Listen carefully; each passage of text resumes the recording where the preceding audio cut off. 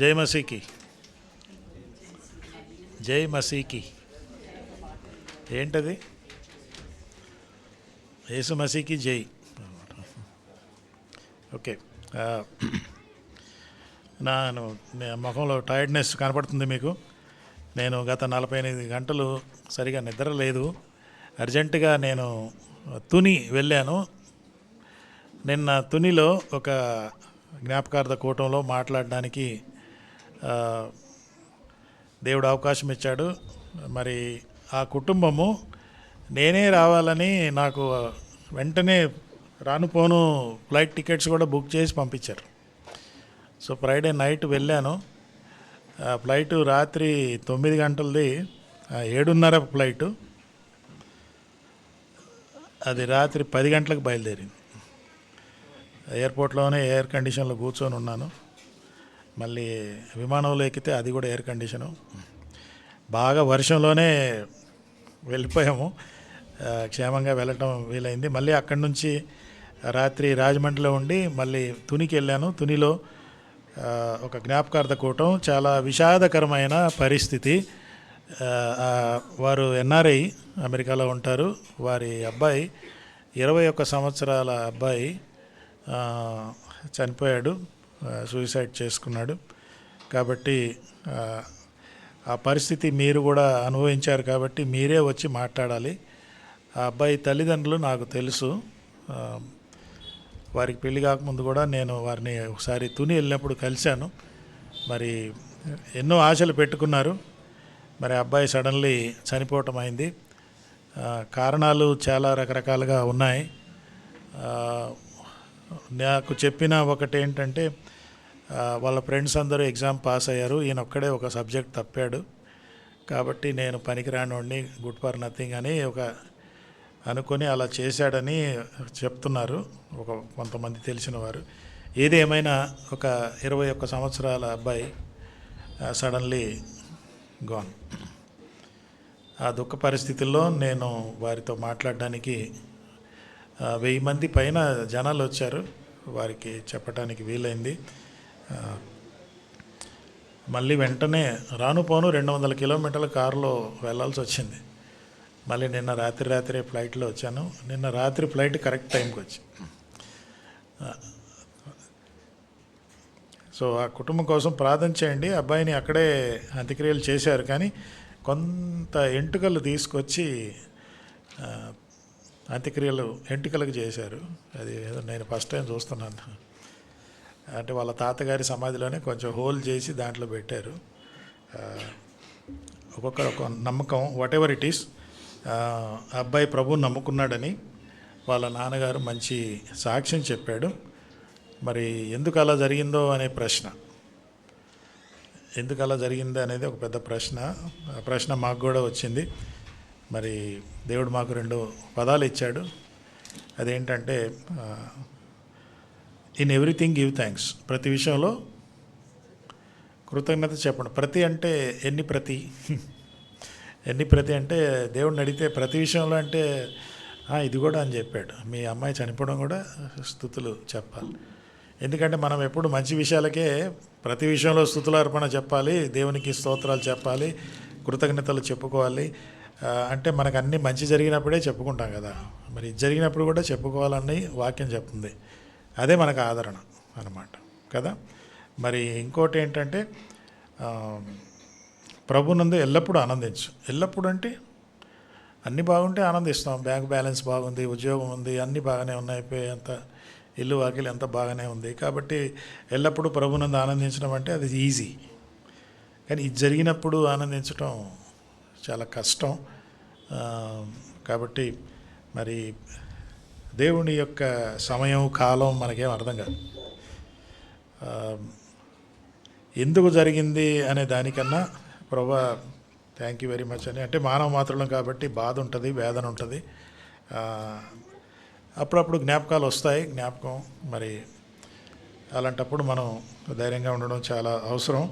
మరి నిన్న వాళ్ళ నాన్నగారు ఒక 10-15 పేజీలు ఆయన అబ్బాయి గురించి చదవటం, సమరీ చెప్పటం ఉంది. బాగుంది, చాలా బాగా అనిపించింది. మరి ఇలాంటి కుటుంబాల కోసం ప్రార్థన చేయండి. ఎందుకంటే సడన్లీ జరిగిపోయింది అనమాట.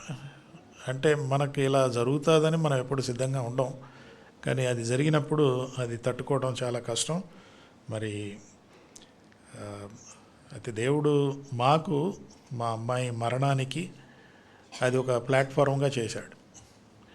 ఇప్పుడు మేము అలాంటి వారికి పరిచర్య చేయడానికి దేవుడు మాకు సహాయం చేస్తూ ఉన్నాడు. మరి నేను ఈ మధ్య 2 కొరింథీ పత్రికలో నా అనుదిన ధ్యానాలు రాస్తున్నాను. జెఫీ డైరీ అని రాస్తాను.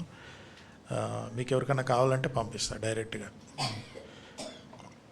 2 కొరింథీ 1వ అధ్యాయంలో ఏముంటుందంటే, దేవుడు మనలను ఒక్క మచ్చనం, నేను ఇంకా మెసేజ్కి వెళ్ళలేదు కానీ ఈ మాటలు ఎందుకు చెప్తున్నానంటే, మన 2 కొరింథీ 1వ అధ్యాయంలో ఏముంటుంది,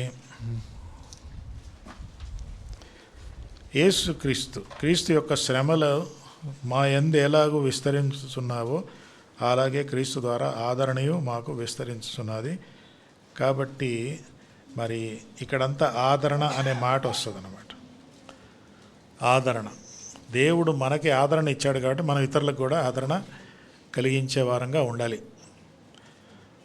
మనకి అనేక రకరకాల స్పెషలిస్టులు ఉంటారు కదా, ఏది మన దేహానికి తలకాయ నుండి కాళ్ళ దాకా అన్ని అంగాలకి స్పెషలిస్టులు. అయితే మనందరం దేవుని నమ్ముకున్న మనం కూడా స్పెషలిస్ట్. ఏంటో తెలుసా, మనందరం ఆదరణ స్పెషలిస్ట్. ఇతరులను ఆదరణ కలిగించే స్పెషలిస్టులు మనం. దేవుడు మనకి ఆయా అనుభవాలు ఇచ్చినప్పుడు అది వారికి ఆదరణకరంగా మనం ఉండాలి. మరి కష్టం, మనకి చాలా కష్టం. మన ప్రియులను కోల్పోవటం చాలా కష్టం, కానీ దేవుడే ఆదరిస్తాడు.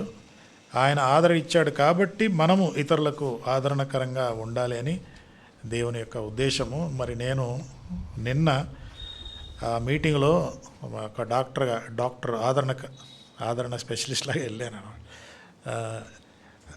మీటింగ్ అయిన తర్వాత చాలామంది వచ్చారు, వేరే వాళ్ళు కూడా వచ్చి మా యొక్క ప్రశ్నలకు, ముఖ్యంగా ఇలాంటి పరిస్థితులు జరిగినప్పుడు ఈ ప్రశ్నలకు మీ వాక్యం మాకు చాలా మంచి క్లియర్గా జవాబు మాకు ఇచ్చాడు అని చెప్పారు. అది నాకు చాలా బాగా అనిపించింది. మరి ఈరోజు మనము 2 కొరింథీ మన యొక్క ఈ సీరియల్ చేస్తున్నాం కదా, అంత్యదిన ఆనవాలు అనే మాట నేను ముందుగానే ప్రకటన చేస్తున్నాను. ఆగస్టు 8వ తారీఖున మనకి ఫ్యామిలీ రిట్రీట్ ఉంది. దానికి ముందుగా చిన్న పరిచయ ప్రసంగంగా చేస్తున్నాను. ఈరోజు ఫ్యామిలీ రిట్రీట్ ఉంటుంది. ఆ రోజు బ్లాక్ చేసుకోండి. ఆ రోజు అందరూ ఉండాలి, అన్ని ఫ్యామిలీస్ కుటుంబ సమేతంగా మీరు రావాలి. ఆ రోజు అవసరమైతే సెలవు కూడా పెట్టేసి రండి ప్లీజ్. ఇది ఒక ఇన్వెస్ట్మెంట్ అనమాట. మీ కుటుంబానికి మీరు ఇన్వెస్ట్మెంట్ చేస్తారు. ఒకరోజు ఉద్యోగం చేయకపోతే పర్వాలేదు, అది శనివారం వస్తుంది. మరి ప్లీజ్ కమ్. 2 తిమోతి 3వ అధ్యాయంలో మనము అంత్యదినములలో అపాయకరమైన కాలములని మనం చూసాము. 3:1 అపాయకరము అంటే బాధ, నొప్పి కలిగించే, అపాయకరం అంటే నొప్పి కలిగించే సందర్భాలు. అపాయకరమైన నొప్పి అంటే ఆ నొప్పికి మనం కారకులం కాకపోవచ్చు, కానీ జరిగే పరిస్థితులు చూసి మనకు నొప్పి కలుగుతుంది. ఎందుకంటే మనము ప్రజలను కానీ పరిస్థితులను కానీ యేసయ్య నేత్రాలతో చూసి యేసయ్య హృదయంతో స్పందిస్తే తప్పకుండా మనకి నొప్పి కలుగుతుంది. అది నాకెందుకులే, నాకేం జరగలేదు కదా, దానికి నాకేం సంబంధం లేదు అనడానికి వీల్లేదు. దేవుని బిడ్డలంగా మనము ప్రతి సిచ్యువేషన్ మన చుట్టూ ఉన్నది మనకు సంబంధించినది అయినా కాకపోయినా మనము దాన్ని మనకి నొప్పి కలిగిస్తుంది. లేకపోతే మనం యేసయ్య నేత్రాలతో చూడకపోతే మనం వేరే దృక్పథంతో చూస్తాం. ఒక ఎగ్జాంపుల్ ఇస్తా. బైబిల్లో చాలామంది జనసమూహం వచ్చినప్పుడు వాళ్ళకి ఎంతమందికి భోజనం పెట్టాడు యేసు ప్రభు? అయితే అంతమందిని చూసినప్పుడు శిష్యులకేమో యేసయ్య నేత్రాలతో చూడలేదు కాబట్టి వాళ్ళకి ఇస్రాకులు, డేక్షాలు, కబ్గీర్లు, వాటర్ బాటిల్స్ అవి జ్ఞాపకం వచ్చి వీళ్ళందరూ భోజనాలు పెట్టాలి. యేసు ప్రభు ఎలా చూశాడంటే కాపరి లేని, ఎంత తేడా ఉంది కదా, సేమ్ క్రౌడే. కాబట్టి యేసు నేత్రాలతో చూస్తే మన దృక్పథాలు మారుతాయి, మన వైఖరి కూడా మారుతుంది. అదే మనం తెలుసుకోవాలి. అంత్యదినాల్లో ఇలాంటి పరిస్థితులు ఉంటాయి. మనం కొన్ని చూసాము. స్వార్థప్రియులు, ధనాపేక్షలు, బింకములాడువారు, అహంకారులు అనేది మనం చూసాము. నెక్స్ట్ దూషకులు అనేది వస్తుంది, కానీ తర్వాత చేస్తాను. ఈరోజు మనము తల్లిదండ్రులకు అవిధేయులు అనేది మనము చూడబోతున్నాము. తల్లిదండ్రులకు అవిధేయులు అనే మాట. మీలో కొంతమంది అడిగారనమాట, మా పిల్లలు కొందరు మాటలు వింటలేదు అయ్యగారు, ఏంటి ప్రాబ్లం అంటే కొన్ని చూద్దాం. బైబిల్ నుండి కొన్ని విషయాలు. ఈ ప్రసంగం కొంచెం పొడుగ్గా ఉంటుంది, ఏమనుకోవద్దు. ఇంగ్లీష్లో కూడా చాలాసేపు చేశాను. తల్లిదండ్రులకు అవిధేయులు, తల్లిదండ్రులకు అవిధేయులు అనే మాట మనం చూద్దాము. దానికి ముందు నేను మీకు కొన్ని ప్రశ్నలు పెడుతున్నాను. ఈ ప్రశ్నలు నా పరిచర్యలో వచ్చిన ప్రశ్నలు. ఈ ప్రశ్నలకు రకరకాల జవాబులు, స్పందన జరుగుతూ ఉంది. తల్లిదండ్రులకు అవిధేయులు, మీరు అక్కడ చూసేది ఏంటవి వెనక? 10 కమాండ్స్, ట్యాబ్లెట్స్. యా, కాబట్టి ట్యాబ్లెట్స్ రాకముందు ఈ ట్యాబ్లెట్ ఉంది. ట్యాబ్స్ వచ్చాయి కదా, దేవుడు మోషకి 2 ట్యాబ్స్ ఇచ్చాడు. ఓకే, కొన్ని ప్రశ్నలు ఇంగ్లీష్లో పెడుతున్నాను, తెలుగులో చేయలేకపోయాను. నాకు తల్లిదండ్రులు అంటే నాకేం అనిపించదు, ఎందుకంటే నేను ఇంటికి వెళ్తే నా ఇల్లు నాకు బోర్డింగ్ లాడ్జింగ్ లాగానే ఉంటుంది, అంతే. నాకు ఇంట్లో ఏం దొరకదు. ఏమంటారు దీనికి జవాబు ఏంటి? ఇది నాకు జరిగింది ఒకసారి యూత్ మీటింగ్లో మాట్లాడిన తర్వాత. యూత్ అందరూ వెళ్ళిపోయారు ఇంటికి, ఈడొక్కడే ఉన్నాడు. ఇంటికి వెళ్ళరా అంటే నేను వెళ్ళను. ఏమైందిరా అంటే నాకు ఇంట్లో ఏమి ఉండదు, మజా లేదు ఇంట్లో. వెళ్తాను ఎందుకంటే నా జేబులో డబ్బులు లేవు, అందుకే అది బోర్డింగ్ లాడ్జింగ్ లాగా. అక్కడ డబ్బులు తీసుకోకుండా బువ్వ పెడతారు, ఉండనిస్తారు, మిగతా నాకేం దొరకదండి. ఎంత డేంజర్ కదా ఇది, ఒక పరిస్థితి. మరి ఏం చేస్తారు దీనికి? జవాబు ఏంటి? ఆన్సర్ ఏంటంటే మరి బ్లేమ్ ద మీడియా, సమాజాన్ని బ్లేమ్ చేయండి, లేక పేరెంట్స్ ఏమైనా ఫెయిల్ అయ్యారా అన్నది ఒక సవాల్. నేను ఇవన్నీ ఊహించిన ప్రశ్నలు కాదు, ఇక నాకు జరిగిన ప్రశ్న, నాకు మేమిద్దరం ఎదుర్కొన్న ప్రశ్న, లైవ్ మాతో మాట్లాడి అడిగిన ప్రశ్నలకు మీకు ముందు పెడుతున్నాను. ఇంకోటి ఏంటంటే, my parents have time making money, whether it is a clean money, corrupt money, I don't know, but they make money, they are busy in that, but they don't have time for me, they have time for money, not for me అన్నది ఇదొక ప్రశ్న. అన్నీ ఉన్నాయండి, చాలా. నాకు డబ్బులు ఏం కావాలంటే కొనిస్తారు, అంతా చేస్తారు, కానీ నాకు టైం ఇవ్వరు. అంటే దానికి ఆన్సర్ ఏంటి? ఆన్సర్ చాలా ఉంది. ఏంటంటే school responsibility, Sunday school responsibility, లేక తల్లిదండ్రులు ఏమైనా తారుమారు ప్రయారిటీస్ ఉన్నాయా అన్నది మనం చెక్ చేసుకోవాలి. అంటే చిల్డ్రన్ అవిధేయులు ఎందుకు అవుతారు అన్నది మనం ఈరోజు అంశం, అవిధేయులు అనే మాట.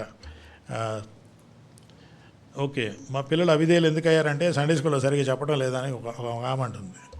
సండే స్కూల్లో చెప్పకపోవడం ఏంటి? మీ పిల్లలు సరిగ్గా వినటం లేదేమో. ఇంకోటి ఏంటంటే, మై పేరెంట్స్, సేమ్ క్వశ్చనే కానీ ఇంకో విధంగా చెప్తున్నాను. They want me as a performer, not as a person.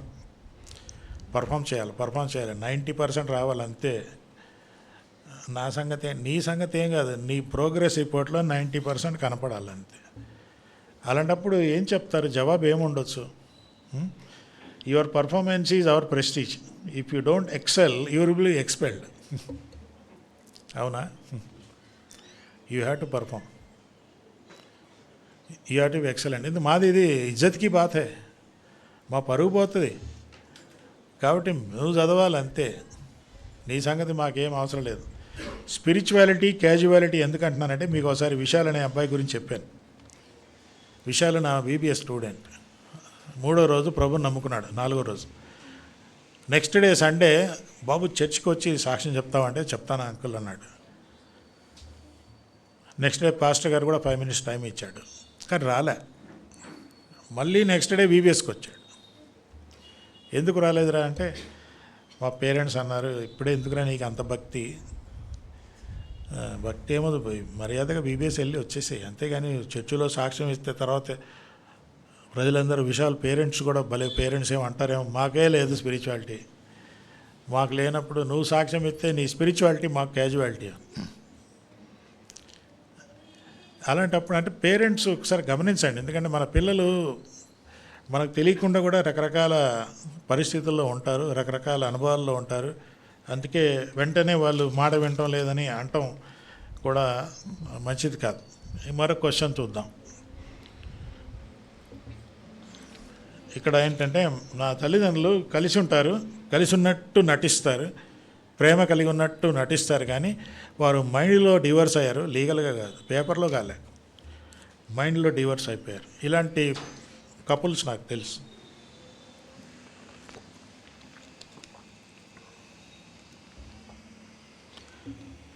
అదొక ప్రసంగం సపరేట్గా ఉందిలేండి, ఎప్పుడన్నా చేస్తాను.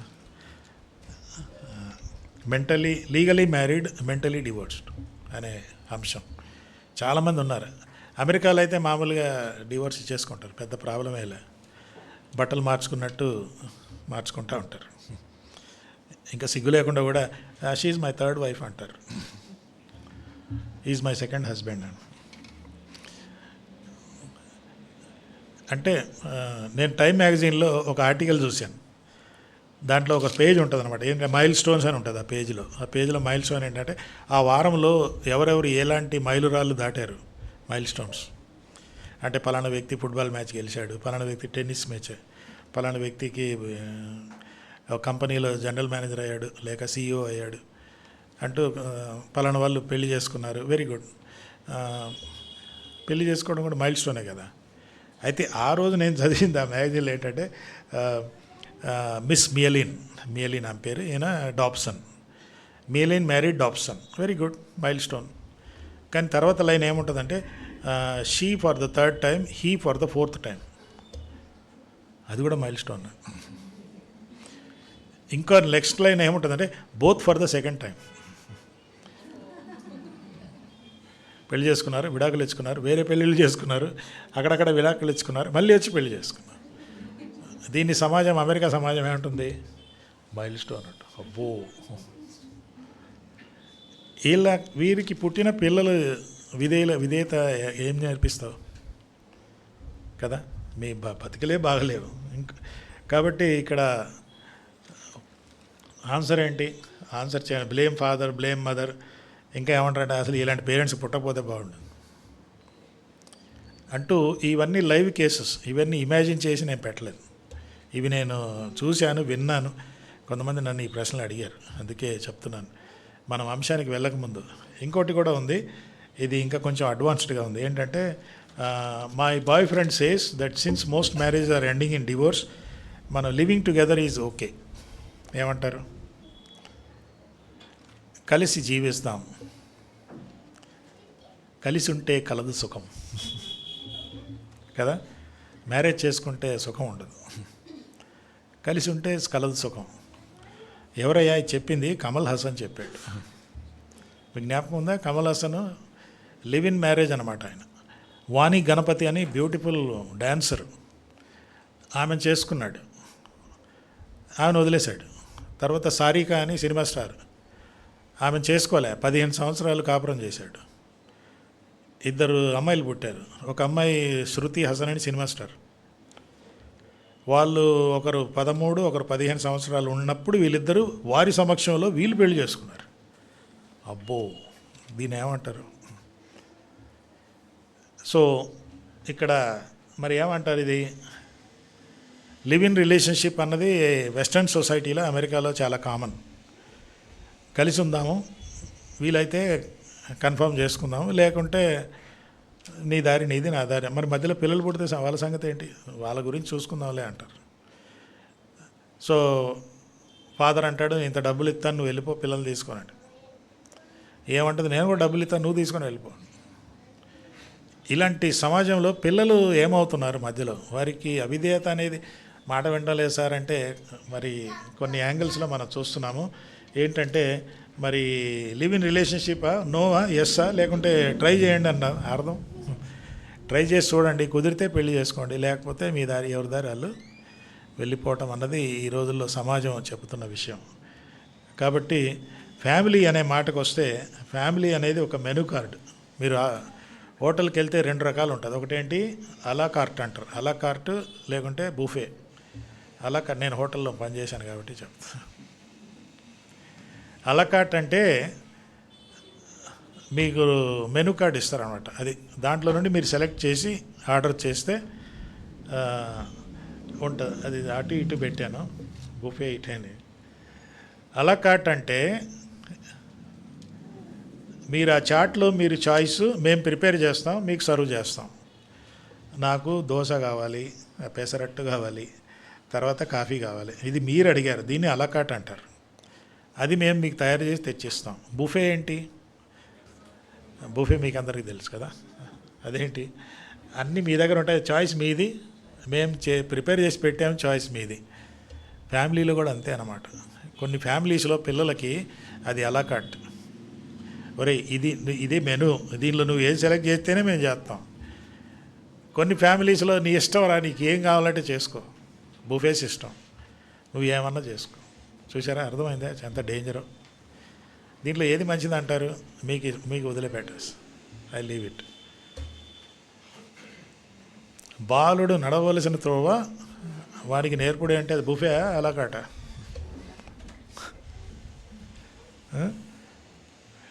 అదేంటంటే your choice, you decide, we serve. ఏది బుఫే అంటే నేను ఇంగ్లీష్లో అటు ఇటు పెట్టాను. బుఫే అంటే మనం ఎక్కువగా మ్యారేజ్లో మనం చూస్తాం కదా, మ్యారేజ్లో బుఫే సిస్టమ్. 325 రూపాయలకి 18 ఐటమ్స్. అంటే అమ్మ అంత బాగుంది అంటే హోటల్లోకి వెళ్ళిపోయి 18 ఐటమ్స్. నీకు ఇష్టం లేకున్నా డబ్బులు ఇచ్చాను కదా, తినాలి. సో ఫ్యామిలీలో కూడా పిల్లలకి ఈ చాయిస్లు ఉన్నాయన్నమాట. కొన్ని ఫ్యామిలీస్లో బుఫే సిస్టమ్, నీ ఇష్టం రా, ఏమన్నా చేసుకో, ఏమన్నా చూసుకో. కొన్ని ఫ్యామిలీస్లో అలాకార్ట్, అంటే యూ హ్యావ్ టు చూస్, ఇవే, నీకు చాయిస్ లేదు. So family is a menu of choices. సో చాయిసెస్ని బట్టి వారు విధేయులు అవుతారో అవిధేయులు అవుతారని ఉంటుంది అనమాట. So you decide. అందుకే ఈరోజు మనం ఇక్కడ కొన్ని చూద్దాము. ఫ్యామిలీ అంటే ఏంటి? ఫ్యామిలీలో చాలా ఉంటాయన్నమాట. ఫ్యామిలీ అనే మాటకు వస్తే నేను కొన్ని అబ్జర్వ్ చేశాను.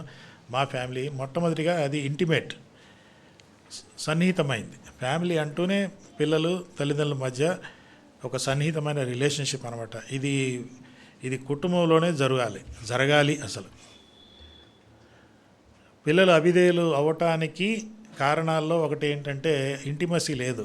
పేరెంట్స్కి పిల్లలకి సరిగా సన్నిహితమైన సహవాసం, రిలేషన్షిప్ లేకపోవటం. అది మీకు తర్వాత చెప్తాను. మరొకటి ఏంటంటే అది ఇన్ఫార్మల్గా ఉంటుంది, ఫార్మాలిటీ కాదు, ఇన్ఫార్మల్గా. అంటే ఇట్లనే జరగాలి అనేమి ఉండదు. ఫ్యామిలీలో ఇష్టం ఉన్నట్టు ఎట్లన్నా సడన్గా పిల్లలు వచ్చి డాడీకి ఏదో ఇట్లా పూసేస్తారు. ఫార్మాలిటీ ఉంది, నా పర్మిషన్ తీసుకోవాలి, అదేం ఉండదు, వాళ్ళు ఇష్టం అంటే చేస్తారు. సో దేర్ ఈజ్ ఇన్ఫార్మల్, అంత అధికారంగానే జరగాలి. ఫ్యామిలీలో యూ షుడ్ హ్యావ్ దట్. ఇంకోటి ఏంటంటే ఇన్క్విజిటివ్, పరిశోధనాత్మకంగా ఉంటుంది. అంటే పిల్లలు ఎప్పుడు ఏదేదో అడుగుతూ ఉంటారు. ఇదేంటి, ఈ ఫ్లవర్ ఎందుకు వైట్ కలర్ ఉంది అంటే ఏం చెప్పాలి? ఇది వైట్ కలర్లో ఎందుకు ఉందంటే అట్లా వాళ్ళు చాలా అడుగుతూ ఉంటారు. వాళ్ళు ఎంతవరకు అడుగుతారంటే మీ ఓపిక పోతుంది అన్నమాట. నోరు మూసుకో, ఊరికి అడుగుతావేంటంటే అడుగుతారు అంతే. That is family. వాళ్ళకి మనం నేర్పే పదాలు అవి కొన్ని చాలా ఇంట్రెస్టింగ్గా ఉంటుంది. నిన్న చిన్న పిల్లోడు, మేము ఎయిర్పోర్ట్లోది బస్సు ఎక్కి మళ్ళీ ఎయిర్పోర్ట్ బిల్డింగ్కి వస్తుంటే వాడు అందరం లేచి నిలబడి ఎయిర్ప్లేన్ బయటికి వస్తుంటే చిన్నోడు ఇంతే, డాడీ బస్సు వచ్చిందా అంటున్నాడు. ఇంకా ప్లేనే దిగలేవాడు. అంటే వాడికి బస్సు వచ్చిందిరా ఆగురా అంట. బస్సు ఎటు వచ్చిందా, అటు వచ్చిందా, ఇటు వచ్చిందా అంటు. వాళ్ళ ఫాదర్ ఏమో అందరు ప్యాసింజర్లు వింటా ఉంటే అని సిగ్గు వస్తుంది. కానీ వాడి హక్కు, వాడు అట్లా మాట్లాడతాడు అంతే. వాడు ఇన్క్విజిటివ్గా ఉంటాడనమాట. అది ఇంకా ఏంటంటే ఫ్యామిలీలో చాలా జటిలత, అంటే ఇంట్రికేట్గా ఉంటుంది. కొన్నిసార్లు మనకు అర్థం కాదు, వాళ్ళు మాట్లాడే మాటలు కానీ వారి అభిప్రాయాలు కొన్ని మనకు అర్థం కాదు. అర్థం కానప్పుడు నోరు మూసుకో ఎందుకన్నా మాట్లాడతా అంటారు. మనం నేర్పిన పదాలు కూడా కొన్నిసార్లు వారు సరిగా చెప్పకపోవచ్చు. ఫస్ట్ టైం మా అమ్మాయికి లారీ పోతుంటే అది లారీ అన్న, లారీ అంటే నెక్స్ట్ టైం ఒక లారీ చూసి పప్ప లాలీ అన్నది. నోర్మల్ లారీ అంటే లాలీ అంటామంటే ఆమె నాలుక ఇంకా తిరగలే సరిగా. సో అలాంటప్పుడు ఏంటి ఇంట్రికేట్గా ఉంటుంది. You have to have patience. ఇది ఫ్యామిలీ అంటే, ఫ్యామిలీ అట్మాస్ఫియర్ అలా ఉంటుంది. ఇంకా చెప్పాలంటే వారంతా ముట్టడి వేస్తారనమాట, ఇన్వేసివ్. మీకేం ప్రైవసీ ఉండదు, ఇంకా సడన్గా వచ్చేస్తారు రూమ్లోకి, సడన్లీ మీ మీద దూకేస్తారు, సడన్లీ మీ మీసాన్ని ఇట్లా లాగుతారు. మర్యాద లేదా అంటానికి వీల్లేదు. అది వాడు ఆక్రమించుకుంటాడు మీ జీవితాల్ని, మిమ్మల్ని ఆక్రమించుకుంటారు పిల్లలు. సో మీరిద్దరు మమ్మీ డాడీ పండుకొని ఉంటే సడన్లీ వాడు వచ్చి మీ పొట్ట మీద ఏంటి ఇట్లా వచ్చావు, అది మా మ్యారేజ్ అంటే వాడికి అదంతా అనవసరం, వచ్చేస్తాడు అంతే. ఇది invasive, they invade all kinds of things in your life. Suddenly కిచెన్లోకి వెళ్ళిపోతారు, సడన్లీ మీరు ఏదో చూసుకుంటా ఉంటే, టైప్ కొడతా ఉంటే వచ్చి బటన్ నొక్కేసి వెళ్ళి పారిపోతాడు. అరే ఏంటిరా అంటే అంతే, వాడి ఇష్టం. ఇక్కడ డిసిప్లిన్ సంగతి కాదు, కానీ వాళ్ళకి ఆ ఫ్రీడమ్ ఉందన్నమాట. They are invasive, realize that. And ఇంకోటి ఏంటంటే దే ఆర్ ఇన్నోవేటివ్. కొన్నిసార్లు వాళ్ళు చేసే కొత్తగా ఉంటాయి. అరే నేను ఇట్లా చేయలేదే ఎప్పుడు, కానీ వాడు కొత్తగా ఏదో చేస్తాడు, కొత్తగా చేసుకొని వస్తాడు.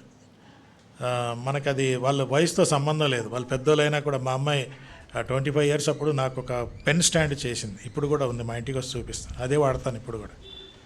అరే ఇది ఎట్లా చేశానంటే నేను చేశాను. So children are innovative. ఇలా కొన్ని విషయాలు కుటుంబంలో ఇవన్నీ ఉంటాయి, దీని గురించి మనం తప్పించుకోవడానికి వీల్లేదు. కాబట్టి ఇవన్నీ కూడా మనం విధేయత పాఠాలు అనే మాట, విధేయత పాఠశాల. మళ్ళీ ఆదికాండానికే వస్తాను. మీకు చెప్పాను కదా, నా మూల పాఠాలన్నీ కూడా ఆదికాండానికే వస్తాయి. కాబట్టి ఆదికాండంలో the origin of obedience, the teachings on obedience, అవే సూత్రాలు. ఆ సూత్రాలు నేనే బిత్రపోయాను. ఈ సూత్రాలు ఇప్పుడు కూడా కంపెనీస్లో, కార్పొరేట్లో కూడా వాడతారు ఈ సూత్రాలు. ఏంటి ఆ సూత్రాలు? విధేయత. ఈ విధేయత ఏంటంటే, నీవు జాబ్లోకి వెళ్ళావనుకో, జాబ్లో జాయిన్ అయితే ఈ సూత్రాలు చెప్తారు, ఈ సూత్రాలు పాటించాలి, అప్పుడే జాబు ఎంప్లాయీ విధేయత కలిగి పనిచేస్తున్నాడని అర్థం. ఈ సూత్రాలు కార్పొరేట్ సెక్టార్లో కూడా వాడతారు, కానీ అది బైబిల్లో ఉందని చెప్పరు. అది ఏంటంటే ఆదికాండంలోనికి రండి. మన పిల్లలకు విధేయత పాఠశాలలో మనం చేర్పిస్తాం. దేవుడు ఆదామవ్వలను తన రూపములో తన పోలిక చొప్పున జీవాత్మ ఊదినప్పుడు వారు నరులు జీవాత్మ అయిన తర్వాత కూడా వారికి విధేయత తెలియదు. వారు ఆటోమేటిక్గా విధేయులు అయిపోతారని కాదు, మళ్ళీ దేవుడు వారికి విధేయత నేర్పించవలసి వచ్చింది. మనకు పిల్లలు పుట్టినప్పుడు ఆటోమేటిక్గా మాకు విధేయులు అవుతారులే అంటే కాదు, అవరు. వారికి విధేయత నేర్పించాలి. విధేయత అనే పాఠశాల ఒకటి ఉంది, ఆ పాఠశాలలో 5 అంశాలు నేర్పించాలి. ఓకే, నంబర్ 1 విధేయత పాఠశాల. ఆదికాండంలో మొట్టమొదటిది ఏంటంటే, విధేయతలో మొట్టమొదటిగా మన పిల్లలతో మన సంబంధం చెక్ చేసుకోవాలి, మన సంబంధం వారికి చెప్పాలి. కాబట్టి దేవుడు వారితో సంబంధం ఏర్పరచుకున్నాడు. ఎలాగా? వారిలో జీవాత్మను ఊదగా నరుడు దేవునితో సంబంధం ఏర్పడింది. మన పిల్లలు పుట్టినప్పుడు సంబంధం ఏర్పడుతుంది. గర్భము తాల్చినప్పుడు, పిల్లలు పుడుతున్నారన్నప్పుడు సంబంధం ఏర్పడుతుంది. పిల్లలు పుట్టాక, పిల్లల్ని తీసుకున్నాక సంబంధం ఏర్పడుతుంది. This is very very crucial, చాలా ఇంపార్టెంట్. మన పిల్లలు విధేయులు అవ్వాలంటే ఇది బేసిక్, ఫస్ట్ సబ్జెక్ట్ అదే. వారు పెద్దోళ్ళు అయ్యాక వీరు మా డాడీ, వీళ్ళు మా మమ్మీ అని తెలుసుకోవాలి. ఆ తర్వాత ఒక చార్ట్ చూపిస్తాను మీకు. ఎందుకంటే వారికి మదర్స్ ఫాదర్స్ చాయిస్ లేదు. లాస్ట్ టైం మీకు చెప్పాను, పుట్టిన పిల్లలకు అబ్బాయిగా అమ్మాయిగా పుట్టాలని చాయిస్ ఉందా? లేదు కదా. పలానా పేరెంట్స్కే పుట్టాలని చాయిస్ ఉందా? లేదు. చర్మపు రంగు ఈ రంగులో పుట్టాలని చాయిస్ ఉందా? లేదు. అందుకే పిల్లలు పెద్దోళ్ళు అయ్యాక, అరే ఈ తండ్రికి పుట్టానా నేను, ఈ మమ్మీకి పుట్టానా నేను, వాళ్ళు ఎలాంటి వాళ్ళు చూపిస్తాను ఇప్పుడు. ఇంకో చార్ట్ ఉంది. సో మొదటి సబ్జెక్ట్ ఏంటంటే, మన పిల్లలకు విధేయత అవిధేయులు ఎందుకు అవుతున్నారంటే, ముందు విధేయత ఏంటో మనం తెలుసుకోవాలి. రెండవది, దేవుడు ఏం చేశాడంటే వారికి బాధ్యత కూడా చెప్పాడు. ఏం బాధ్యత ఇచ్చాడు? 1:26లో 26 చూసే 28లో వారిని దీవించి, మీరు ఫలించాలి, మీరు విస్తరించాలి, మీరు భూమిని లోమర్చుకోవాలి, మీరు నేను చెప్పింది మీరు చేయాలి, నేను మిమ్మల్ని ఏలుతాను, మీరు సృష్టిని మీరు ఏలాలి. ఏలుడి అని అన్నాడు. ఇది రెస్పాన్సిబిలిటీ. మనకు పిల్లలు పుట్టిన తర్వాత వారికి మనము బాధ్యత నేర్పించాలి. లేకపోతే వాళ్ళు ఇష్టం ఉన్నట్టు చేసుకుంటా పోతారు. ఎందుకంటే వాళ్ళకి తెలియదు ఏది రైటో ఏది రాంగో తెలియదు. మనం బాధ్యత నేర్పించాలి. మీరు మా పిల్లలు మీరు చదవాలి అంటూ ఇప్పుడు వాళ్ళ స్కూల్లో చేర్పించామనుకో, ఇదే నువ్వు 3rd స్టాండర్డ్లో జాయిన్ అయ్యావు కాబట్టి ఇది బాధ్యత, నువ్వు బాగా చదవాలి అంటూ బాధ్యత. రెండవది, దేవుడు వారికి విధేయత అనేది నేర్పించడంలో రెండవ సబ్జెక్ట్ ఏంటంటే బాధ్యత. బాధ్యత. మూడవది ఏంటంటే బాధ్యతకు సంబంధించిన నియమాలు కూడా పెట్టాలి. ఒట్టిగా బాధ్యతలు చెప్తే సరిపోవు. దేవుడు నియమాలు పెట్టాడా? ఏం పెట్టాడు? 2వ అధ్యాయానికి వస్తే 2వ అధ్యాయంలో మరి ఒక పండు ఉంది, మీరు ఆ పండు తినకూడదు. మీరు చేయవలసింది చెప్పేశాను. ఇప్పుడు మీరు ఏది చేయకూడదో కూడా చెప్పేస్తున్నాను. కాబట్టి బాధ్యత అనే మాటకు వస్తే, విధేయత అనే మాటకు వస్తే వారితో సంబంధం ఏర్పడుతుంది. తర్వాత వారికి బాధ్యతలు చెప్తాము, బాధ్యతలకు సంబంధించిన నియమాలు కూడా చెప్పాలి. కొన్నిసార్లు మనం పనిష్మెంట్ ఇచ్చేస్తాం పిల్లలకి, కానీ వారికి బాగా రూల్ చెప్పలే. పిల్లలు కూడా మరి నాకు చెప్పలేదే అంటారు కదా, ఇది తప్పని నాకు చెప్పలేదే అంటారు. అందుకే వారికి ఏది చేయాలో ఏది చేయకూడదో చెప్పాలి. అది మన ఈ సూత్రాలు ఆదికాండంలోనే దేవుడు విధేయత అనే దానికి సూత్రాలు ముందుగానే పెట్టేశాడు.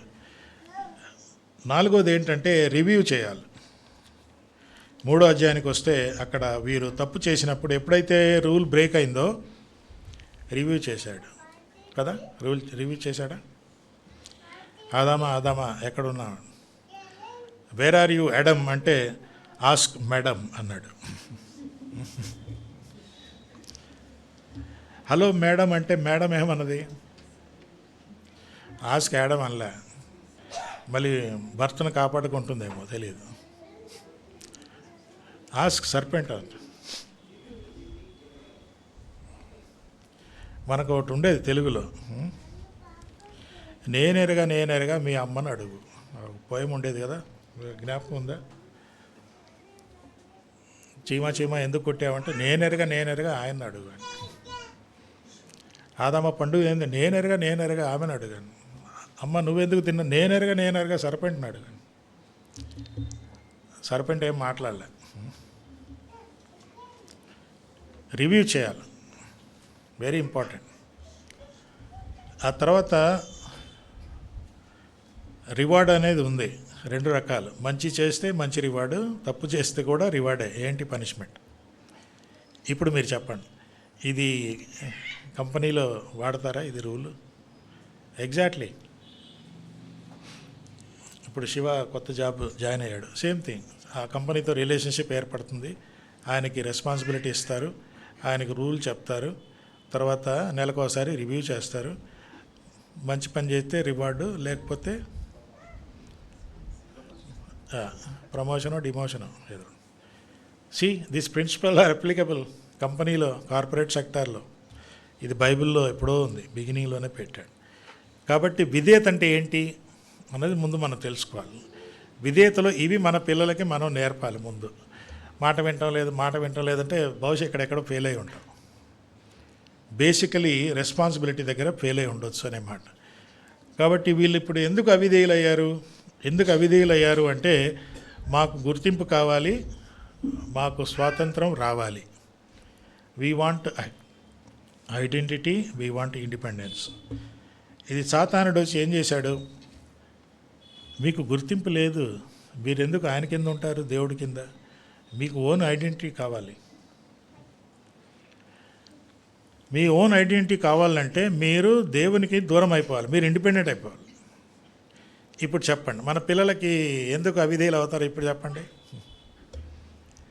ఈ సూత్రం ఇప్పటికీ ఉంది. మన పిల్లలు అవిధేయులు అవడానికి ఒక కారణం ఏంటంటే మాకు గుర్తింపు లేదు. రెండవది, మమ్మల్ని ఊరికే తొక్కేసి పెడుతున్నారు కాబట్టి మాకు ఫ్రీడమ్ కావాలి. ఎవరిల్లు? దేవుని పిల్లలే. ఇప్పుడు మన పిల్లలు కూడా ఇదే. సో ఆదికాండంలో ఈ మూలాలు ముందుగానే చెప్పబడ్డాయి. సో సాతానుడు వచ్చి ఏమన్నాడు? మీకు దేవుడు ఎందుకు, మీరే దేవుళ్ళు అవుతారు. అన్నాడా? ఎక్కడ అన్నాడు? మీరు దేవుని వలె అని అన్నాడు. అవునా? మీకు దేవుడు ఎందుకు? మీ కళ్ళు తెరుచుకుంటాయి, తర్వాత మీరు దేవుని వలె, దేవతల వలె అయిపోతారు, మీరే దేవుళ్ళు. అరే అవునా? మరి అలా అవ్వాలంటే మీరు దేవునికి దూరం అయిపోవాలి.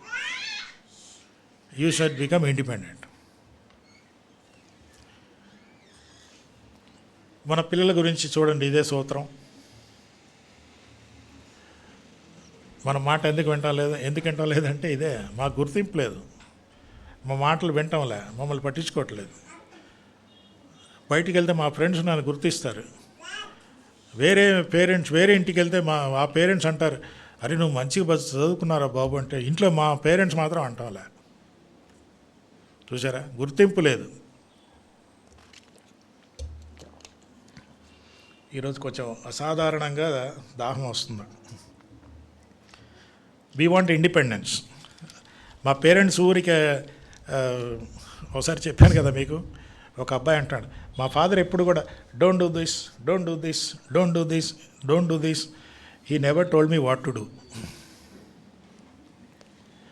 ఇది చెయ్యొద్దు, అది చెయ్యొద్దు, ఇది చెయ్యొద్దు, ఏం చేయాలో చెప్పలేదు. దేవుడు అలా కాదు. ఆ సూత్రంలో ఏముంది? రూల్ అంటే రూల్, ఏమి చేయాలో ఏమి చేయకూడదో చెప్పాలి. సో ఇక్కడ ఏమైందంటే వాళ్ళకి ఇండిపెండెన్స్ లేదు. సేమ్ ప్రాబ్లం ఇప్పుడు కూడా ఉంది. దేవుని పిల్లలు తన తండ్రిని అవిధేయులు ఎందుకు అయ్యారు? ఇదే కారణం. So check it. సో అందుకే మనం కొన్ని చూద్దాం టకటక. అవిధేయత అనే మాట గ్రీకు భాషలో అక్కడ వాడబడిన కొంచెం ఎక్స్ప్లెయిన్ చేస్తే బాగుంటుంది. అవిధేయత అనేది పరోకే అంటే పారా ఎసైడ్, ఓకే అంటే టు హియరింగ్, అంటే వినేదాన్ని పక్కన పెట్టడం అన్నది అవిధేయత అంట. దాని అర్థం, అరే వినరా అంటే నేను వినను, నీ చెప్పేదాన్ని పక్కన పెట్టేస్తున్నాను, అది అర్థం అవిధేయత అంటే. మాట ఎందుకు వింటం లేదంటే, సో అక్కడ పైతే అని ఒక దేవత ఉంది. ఆ దేవత ఏంటంటే ఊరికి తొందర పెడుతుందంట. ఆ దేవత మాట వినొద్దు. అక్కడి నుంచి వచ్చింది ఆ పదం. దెర్ ఈజ్ అ గాడెస్ పైతే అనే, మీరు గూగుల్లో చూస్తే దాని గురించి ఇంకా వివరాలు మీరు తెలుసుకోవచ్చు. సో ఇది పదము.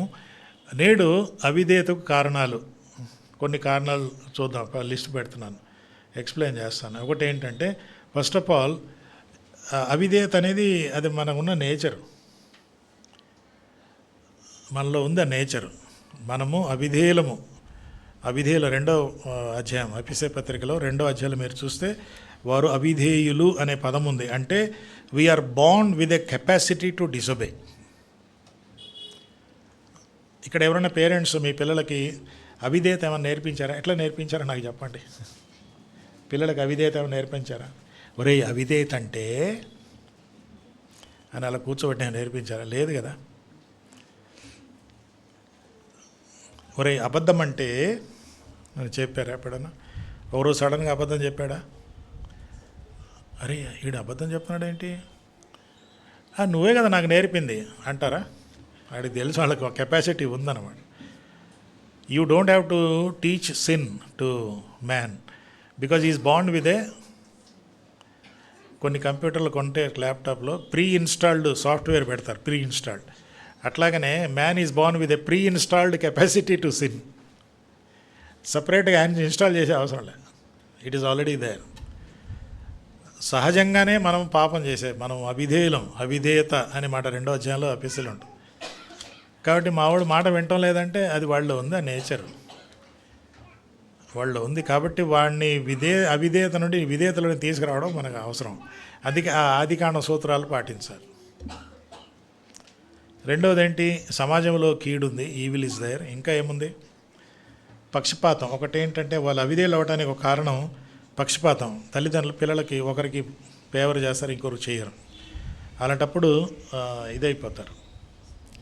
దాని కారణాలు 2 కారణాలు, మేజర్ కారణాలు. ఒకటి ఏంటంటే సరిగా చదవదండి, చిన్న పాప చూడు ఎంత బాగా చదువుతుందా, ఇది దద్దమ్మ అంతే. నన్ను దద్దమ్మ అంటావా, దేకలేతం అంటుంది. లేదా చిన్న పాపే కొంచెం స్మార్ట్గా ఉంటుంది, అందుకే మ్యారేజ్ రిసెప్షన్ ఆమెనే తీసుకెళ్తాం, దీన్ని తీసుకెళ్ళాం. We don't want to show her. ఈ కేసు నాకు కేరళలో ఒకసారి జరిగిందన్నమాట. వాక్యం చెప్పాక ఒక అమ్మాయి వచ్చింది, వచ్చి ఏడుస్తూ ఉంది. ఏంటంటే మా పేరెంట్స్ పక్షపాతం, మా చెల్లినే తీసుకెళ్తారు ప్రతి మీటింగ్కి, నన్ను ఇంట్లో పెట్టేస్తారు, ఎందుకంటే నేను అంతగా అందగత్తెన కాదు అన్నమాట. ఇంకా ఏముంది, సమయం ఇవ్వలేని తల్లిదండ్రులు, టూ బిజీ. ఇంకా ఏముంది, హృదయ వేదన రోదన స్పందించలేకపోవటం, వారిలో కొన్ని బాధలు వేదనలు ఉంటే చెప్పినప్పుడు ఇప్పుడు కాదురా రేపు చెప్పులే నీ బాధలు ఏంటో అని కొంతమంది తల్లిదండ్రులు, ముఖ్యంగా తండ్రులు పోస్ట్పోన్ చేస్తూ ఉంటారు. వారు వెళ్ళి వారి బాధ ఇంకోరికి చెప్పుకుంటారు, ఫ్రెండ్స్కి చెప్పుకుంటారు. ఆ ఫ్రెండ్స్ అందరూ తాగుబోతులు.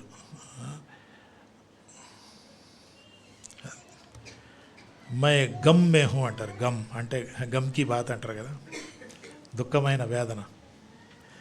జబ్ గమ్ మే హై తో గమ్కి బాటల్ లేలే. సో వాడికి తాగుడు అలవాటు చేస్తారు.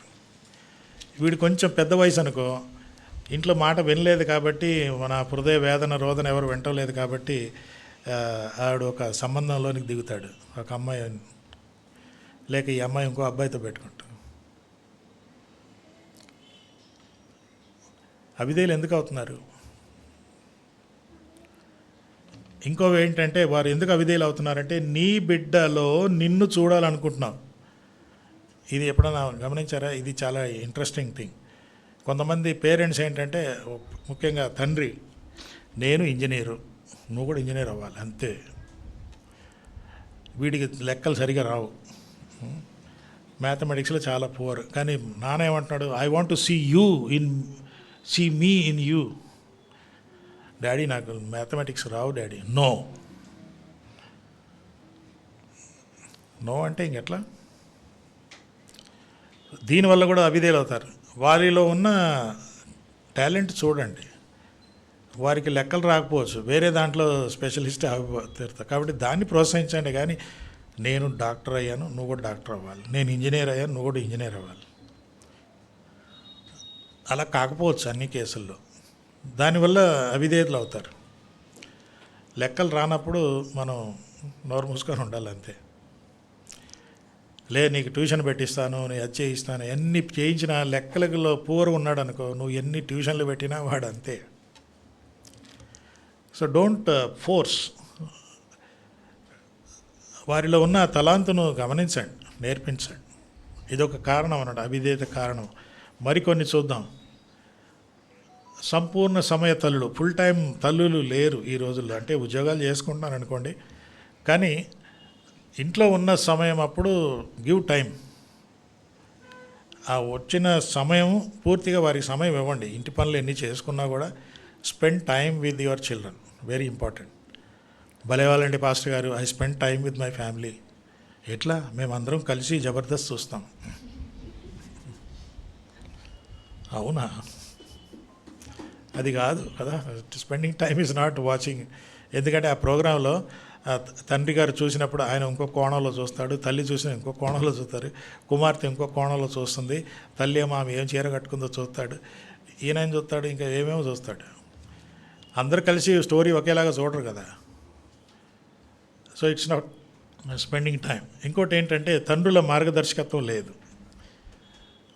ఆఫీసులో ఉద్యోగులు, ఇంటిలో నిరుద్యోగులు. ఆఫీసులో అన్ని పనులు బాగానే చేస్తారు, ఇంటికి వస్తే మాత్రం బాధ్యతలు తీసుకోరు. ఇది నా పని కాదంటారు.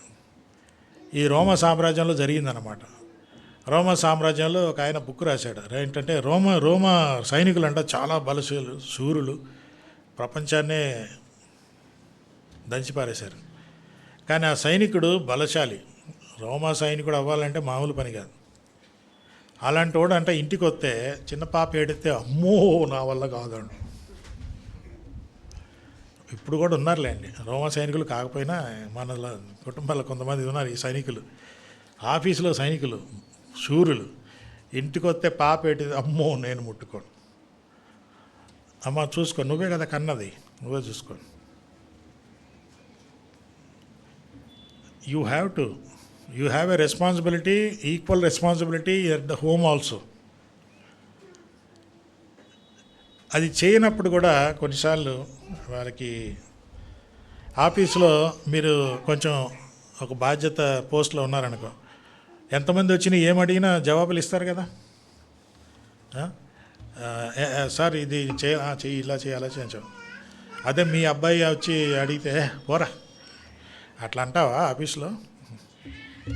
పోరా అంటే బాస్ వచ్చి నిన్నే పోరా అంటాడు.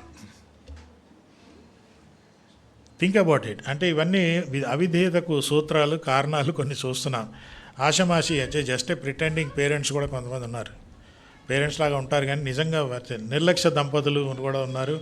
అంతగా డిజిటల్ దంపతులు కూడా తల్లిదండ్రులు ఉన్నారు. సండే స్కూలు సవతి తల్లిగా అంటారు. సండే స్కూల్లో లేరు కదా, చెప్తాను. Sunday school is not a parent. Sunday school only teachers. కొంతమంది నాకు అలా చెప్పారన్నారు. ఏంటి మీ పిల్లల క్రమశిక్షణ? సండే స్కూల్ ఉంది కదా, అక్కడ నేర్పిస్తారు కదా. సండే స్కూల్లో క్రమశిక్షణ కొంతవరకే, క్లాస్ టైమే. తర్వాత 365 రోజుల్లో 40 రోజులే సండే స్కూలు. మీరు క్యాల్కులేట్ చేస్తే 60 రోజులు అనుకో, బీబీఎస్ అంతా కలిపితే మరి 300 రోజులు మీ దగ్గర ఉంటారు కదా. కాబట్టి అది సండే స్కూలు. డిజిటల్ పేరెంట్స్ ఎందుకు అంటే ఇదంతా మొబైల్లోనే నడిచే కుటుంబాలు. ఇప్పుడు అయ్యగారు ఇంకో రూమ్లో ఉంటాడు, నాకు వేడి వేడి కాఫీ కావాలి అని మొబైల్లో పంపిస్తాడు. వాడు ఆ రూమ్లోనే ఉంటాడు. వెళ్ళి చెప్పొచ్చుగా. ఇవన్నీ పిల్లలు గమనించి వాళ్ళు కూడా ఏమంటారంటే, మమ్మీ ఆ రూమ్లో నా నోట్బుక్ ఉంది తీసుకొస్తావాని, అది కూడా మొబైల్లో పంపిస్తుంది. డిజిటల్ కుటుంబాలు కొన్ని ఉన్నాయి. దానివల్ల కూడా అవిధేయత. మరి మార్కుల కన్నా మార్పుల కన్నా మార్కులే మిన్న. పిల్లల్లో మార్పులు నాకు అనవసరం, వాళ్ళు మారుతారో లేదో, వాళ్ళకి ఎలా ఉంటుంది, నాకు మార్కులు కావాలి, మార్పులు కాదు. అలాంటప్పుడు కూడా వారు అవిధేయత జరుగుతుంది. మరి ఇంకా చెప్పాలంటే ఇంకా కొన్ని ఉన్నాయిలేండి, చూద్దాం. సాంప్రదాయము, ట్రెండ్, ఒక ధోరణి, ఒక ట్రెండ్ ఉందండి. ట్రెండ్ ప్రకారం నేను వెళ్తానంటాడు పిల్లోడు. లేదు సాంప్రదాయం ఒకటి ఉందిరా, ఈ సాంప్రదాయం ప్రకారం వెళ్ళాలి. ఈ రెండింటికి ఎప్పుడు క్లాష్, ఈ రెండింటికి క్లాష్. ఇప్పుడు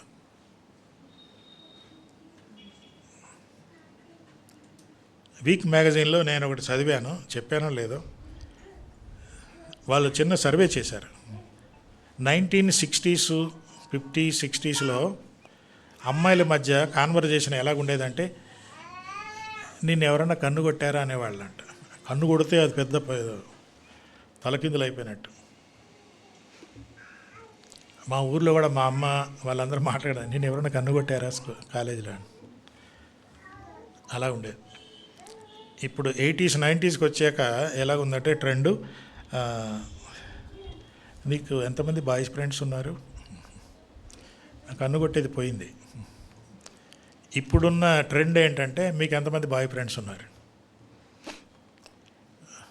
మా అమ్మాయితో కూడా అలాగే అన్నారనమాట, నీకు ఎంతమంది బాయ్ ఫ్రెండ్స్ ఉన్నారు, నాకు లేరంటే లేరా. సో వాళ్ళ ఫ్రెండ్ ఒక అమ్మాయి అంటుంది, నేను ఇప్పుడు 3వ వాడితో నడుస్తుందని. ఇంకొక అమ్మాయి అంటుంది, ఇప్పుడు 4 వదిలేశాను, 5వ వాడి కోసం ఎదుగుతున్నాను. నీకు బాయ్ ఫ్రెండ్ లేరండి. నీకు ఫీలింగ్స్ ఉండవా అంట. సో మా అమ్మాయి వచ్చి అడుగుతుంది, డాడీ నాకు ఫీలింగ్స్ లేవా అని.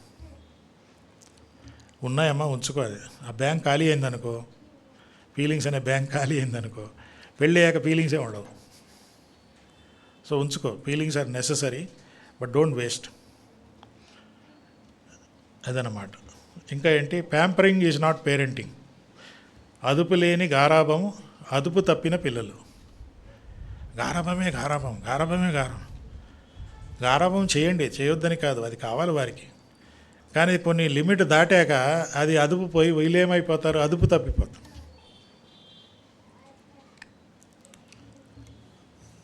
So very important. Pampering is not equal to parenting. Parenting is different. వాళ్ళకి బాగా గారాబం చేసి ప్యాంపరింగ్ చేశాక మాట వినటం లేదంటే నువ్వు ఎక్కువ గారాబం చేసేసావు. ఇంకా ఏంటంటే ఇంకోటి చూద్దాం, అరే మిస్ అయింది. నా బిడ్డ ఎదగదు, వీళ్ళు ఎదగరు అంటే కొంతమంది పేరెంట్స్ పిల్లల్ని తీసి పారేస్తారు.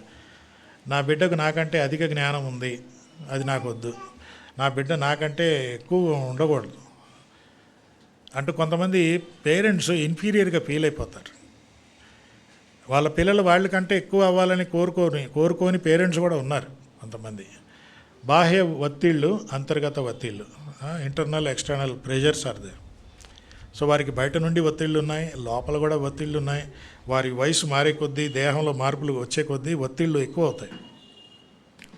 అది గుర్తించని పేరెంట్స్ ఉన్నారు కాబట్టి వీరు అవిధేయతకు ఇదైపోతారు. ఇది మీకు పోయినసారి చెప్పాను ఫాదర్స్ గురించి మాట్లాడినప్పుడు. అవిధేయతకు కారణాలు, ఒక ఎగ్జాంపుల్, ఒక పేరెంట్ ఉన్నాడు. ఎవరంటే ఏలి. ఆయన చేసిన 4 విషయాలు. ఒకటి ఏంటంటే ఆయన అన్నాడు, ఐఎమ్ టూ బిజీ, అంటే నేను చాలా బిజీగా ఉన్నాను. ఆయనకి 2 కొడుకులు కదా, మందిరంలో సేవ చేస్తున్నారు, ఈయన సేవ చేస్తున్నాడు. మీ పిల్లలు ఇలాగ ఉన్నారండి అంటే, నేను బిజీగా ఉన్నానండి. ఎలా బిజీగా ఉన్నావు? దేవుని సేవలో. ఓ, దేవుని సేవలో బిజీ ఉన్నావు. మీ పిల్లలేమో దయ్యపు సేవ చేస్తున్నారు. It doesn't work. నీ మట్టుకే నువ్వు స్పిరిచువల్గా ఉంటే సరిపోదు, పిల్లల స్పిరిచువాలిటీ కూడా పట్టించుకోవాలి. Too busy, too slow. వెంటనే ఆయన నెమ్మదిగానే ఉన్నాడా, పర్వాలేదులే అన్నాడు. ఒక ఆయనకి చెప్పాను, మీ అబ్బాయి కొంచెం ఇట్లా ఒక అఫైర్లో ఉన్నాడు, తాగుతాడని తెలిసిందంటే, అరే యవనంలో ఇవి చేయకపోతే ఏం చేస్తారు అంటున్నాడు. అరేవా, అరే జవానీ మీ ఏసబ్ హోతాయి కోయి బాత్ నే అంటున్నాడు. అరే బాపురే, టూ స్లో, టూ ఈజీ, ఏం కాదులే అంటున్నాడు. చాలా చులకనగా తీసుకున్నాడు. తర్వాత ఏమైపోయింది, టూ లేట్. పిల్లలు చనిపోయారు. దేవుని శాపం వారి మీదకి వచ్చింది. వారి చావు విని ఈయన చచ్చాడు. అంతవరకు ఎందుకు జరగాలి? విధేయత అనే మాట వారికి ఎప్పుడో చెప్పాల్సి ఉంది. విధేయత, మీరు మందిరంలో సేవ చేస్తున్నారు, మందిరంలో దేవునికి ఇష్టం లేని కార్యాలు చేయడం తప్పు అని కరెక్షన్ అనేది టయానికి చేయలేకపోయారు. తర్వాత అవిధేయత అనే మాటకు వస్తే, అవిధేయత కొన్ని రూపాలు ఉంటాయి. మన పిల్లలు ఎందుకు అవిధేయులు అవుతారు, అవిధేయులుగా ఉండడానికి కొన్ని ఇండికేటర్స్ కొన్ని చూద్దాం. ఒకటి ఏంటంటే నిశ్శబ్దంగా ఉంటారు. శబ్దమో నిశ్శబ్దమో. వాళ్ళు అవిధేయులు అవడానికి కొంతమంది సైలెంట్గా ఉంటారు. మాట్లాడరా, నోరు తెరువురా, మాట్లాడరా. ఇంకోరేమో నోరుముయ్, ఎందుకు అంత మాట్లాడుతున్నావు, అట్లా కూడా ఉంది కదా. ఇవన్నీ అవిధేయత ఇండికేటర్స్ అనమాట. ఎందుకు వాళ్ళు అలా అవిధేయులుగా ఉంటారన్నది మనం చూస్తాం. వారి వైఖరి మారుతుంది. అరే నిన్నటిదాకా బాగానే ఉన్నావు, ఈరోజు ఏంటరా నీకు ఏమైంది అంటే వైఖరి మారింది. అవిధేయతకు అదొక సూచన అన్నమాట. అసహ్యం, కొన్ని విషయాల్లో వారికి అసహ్యం వారి యొక్క అవిధేయత ఎక్స్ప్రెస్ చేయడానికి వారి అసహ్యాన్ని కనపరుస్తారు. వరే నీకు పెసరట్టు బాగా ఇష్టం కదా అంటే, ఇప్పుడు నాకేమొద్దు. ఆడికి పెసరట్టు మీద ఇంట్రెస్ట్ అని కాదు, వాడు అవిధేయత వ్యక్తం చేస్తున్నాడు అయిష్టం ద్వారా, అసహ్యాన్ని. కొంతమంది ఒంటరిగా అయిపోతారు, కట్ డౌన్ చేసేసుకుంటారు, మాట్లాడుకోరు. నేను నిన్న వెళ్ళిన వాళ్ళు చెప్తా ఉన్నారు, తలుపేసేసుకున్నాడు, లోపల ఉండిపోయాడు, ఆ కార్యం జరిగిపోయింది. ఇది ఎందుకు అంటున్నానంటే, వారు ఒంటరిగా ఉండడం మంచిదే, ఉండాలి, కానీ గమనించాలి ఒంటరిగా ఎందుకు ఉంటున్నాడు. అవిధేయత కదా ఒక సూత్రం అన్నమాట. మరొకటి ఏంటంటే కించపరచటం అంటే వీడు అవిధేయతను వ్యక్తం చేయటానికి వేరే వాళ్ళని తీసిపారేస్తాడు. ముఖ్యంగా ఇంట్లో పిల్లల్ని, సిబ్లింగ్స్ ఉంటారు కదా, తోడుపుట్టిన వాళ్ళని తీసిపారేయటం, కించపరచడం అన్న మాట ఉంటుంది. వారి యొక్క అవిధేయతకు మరొక ఇదనమాట. కొంతమంది నటన చేస్తారు, ప్రిటెండ్ చేస్తారు. లోపల అవిధేయత ఉంటుంది కానీ బయట మాత్రం బాగా విధేయులు ఉన్నట్టు నటిస్తారు. అది కూడా మనం గమనించాలి. అది నిజంగా విధేయత. హింసాకాండకు గురి అవుతారు కొంతమందిని కొట్టేస్తారు, వైలెంట్గా అయిపోతారు. రెండు ఉన్నాయి.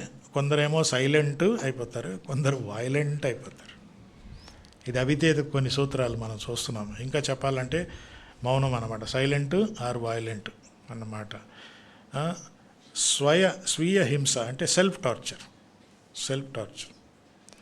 కొంతమంది అవిధేయత చూపించడానికి వారిని వారు టార్చర్ చేసుకుంటారు, కొన్నిసార్లు గాయపరుచుకుంటారు, కోసేసుకుంటారు, బ్లేడ్ కట్ చేసుకుంటారు. ఇంకా ఆ తర్వాత డ్రగ్ అడిక్షన్లోకి వెళ్ళిపోతారు. వారు హింసించుకుంటారు. నేను ఇంతేలే అంటూ అలా కొంతమంది, అది అవిధేయతకు కొన్ని సూచనలు ఇక్కడ మనం చూస్తాం. నేను మర్చిపోను, ఐ విల్ నాట్ ఫర్గెట్ అంటాడు. అంటే నువ్వు నాకు ఇలా చేసావా, నీ సంగతి చూస్తానులే అంటాడు. I will not forget what you did to me. అంటే ఇలాంటి శబ్దాలు, ఇలాంటి మాటలు, ఇలాంటి కొన్ని విషయాలు మీకు చెప్తున్నాను. ఇంకా చెప్పాలంటే దూషించుట అనే మాట వస్తుంది. దూషించుట అన్నది నేను నెక్స్ట్ టైము అంతే దీని ఆనవాళ్ళ దూషించుట ఎందుకు చేస్తారు అన్నది మనం చూద్దాం. ఇది కొన్ని రూపాలు. తర్వాత అవిధేయత జీవితం ఎలాగుంటుందంటే లాక్డౌన్ జీవితం. ఒకటేమో లాక్డౌన్. వాళ్ళు లాక్డౌన్ అంటే ఏంటి, నా చుట్టూ ఎవరు రాకూడదు, నేను లాక్డౌన్ చేసుకో.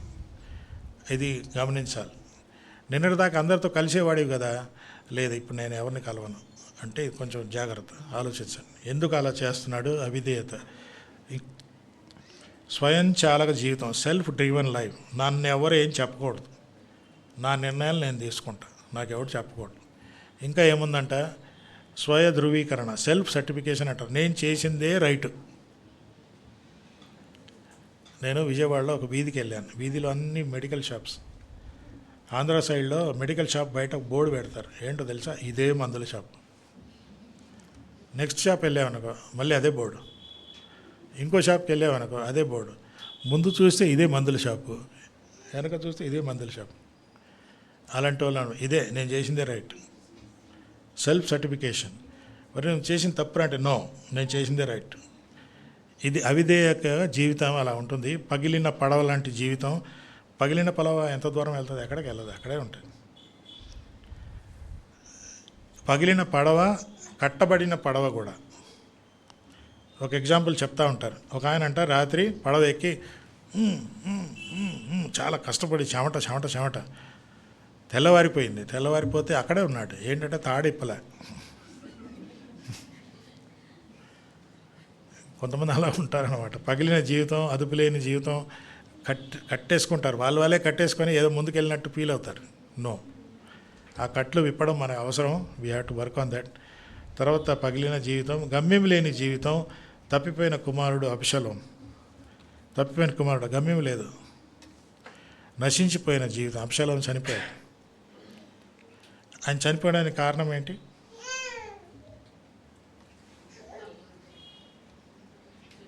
ఎక్కడో బుక్లో చదివాను. అబ్షలోం అంట చాలా వెంట్రుకలంట, కాబట్టి రోజు 1 లీటర్ షాంపూ వాడేవాడంట.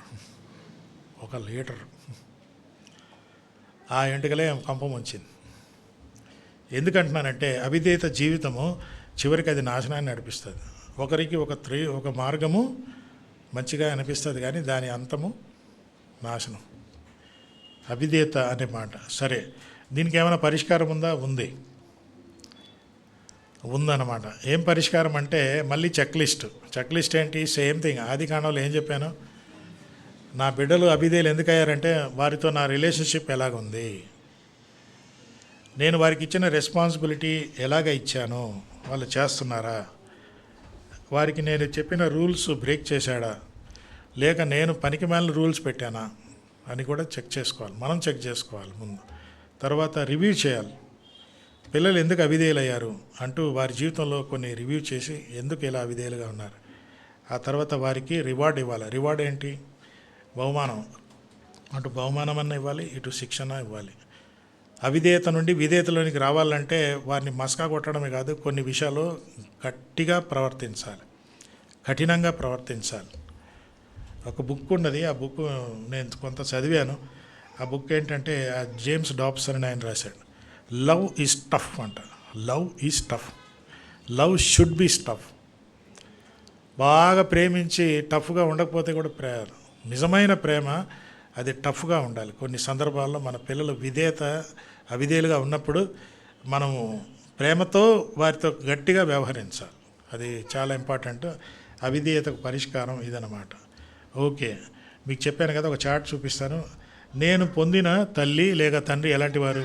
ఇంగ్లీష్లో రాశాను, తెలుగు రాయలేదు. తండ్రి గురించి మాట్లాడదాం. మా తల్లి చాలా సాలిడ్ అండి, చాలా రిలయబుల్, ప్రాక్టికల్గా ఉంటాడు. ఇంకా ఏంటి, మా తండ్రి గారు ఎలాంటి వాడు? విజనరీ, క్రియేటివ్, చాలా లైవ్లీగా ఉంటాడు, చాలా బబ్లీగా ఉంటాడు, ట్రబ్లీగా ఉంటాడు, బబ్లీగా ఉంటాడు. ఓకే, కొంతమంది పేరెంట్స్ తండ్రి అలాంటి వాడు ఇంపేషెంట్, యాంగ్రీ, బ్రూటల్. అబ్బో ఓపిక లేదండి. పోయినసారి తండ్రి గురించి మాట్లాడినప్పుడు ఏం చెప్పాను, some parents fathers are available but not approachable. Is available in the next room but I can't approach, ఎందుకంటే ఈజ్ లైక్ దిస్. అవునా? చెప్పేదేదో త్వరగా చెప్పేళ్ళు.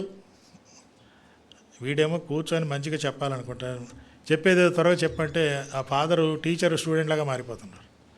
వాడు మళ్ళీ చేతులు కట్టుకొని డాడీ అంటే, ఒరే కూర్చోరా, అదే నేను టీచర్నా ఏంటి. ఈ షుడ్ రిలాక్స్ అన్నమాట. కొంతమంది పేరెంట్స్ అలాంటి వారు కాదు. నేను వెస్లీ కాలేజీలో చదివాను, ప్యారడైజ్. ఆ ప్రిన్సిపల్ గారు ఉండేవాడు. ప్రిన్సిపల్ రూమ్కి వెళ్తే ఆయన వెనక తలకాయ మీద ఒక బోర్డు పెట్టాడు, ఎవరైనా ప్రిన్సిపల్ కలవాలంటే ముందు అది చదవాలంట. ఏం చదవాలంటే, be quick, be brief, be gone. Be quick, be brief, be gone. త్వరగా చెప్పు, చెప్పిందేదో కొంచెమే చెప్పు, గెట్ లాస్ట్. అది కాదండి. ఈ బోర్డు పెట్టిన పేరెంట్స్ ఉన్నారు కొంతమంది. చెప్పే త్వరగా చెప్పురా, అంత చెప్పక, నాకు అంత చరిత్ర వద్దు, త్వరగా చెప్పు, గెట్ లాస్ట్. డాడీ నాకు ఇది కొనిస్తావా అంటే, చెప్పావు కదా వెళ్ళిపో. Very dangerous. ఇంకా ఏముంది, కొంతమంది పేరెంట్స్ తండ్రులు లేజీ, డల్, యాక్టివ్గా ఉండరు. వర్కహాలిక్, వీబీ అది తప్పుపడింది లేండి. కొంతమంది వర్కహాలిక్ ప్లస్ ఆల్కహాలిక్. బాగా తాగుతాడు, బాగా తింటాడు, తిండిపోతూ కొన్ని అలవాట్లకి హుక్ అయిపోయి ఉన్నాడు. ఇంకా ఏంటి, డబుల్ లైఫ్ ఉంటాడు, అన్ప్రెడిక్టబుల్ డబుల్ లైఫ్. ఆఫీస్లో ఒక లైఫ్, చర్చిలో ఒక లైఫ్, ఇంటికి వస్తే ఇంకో లైఫ్.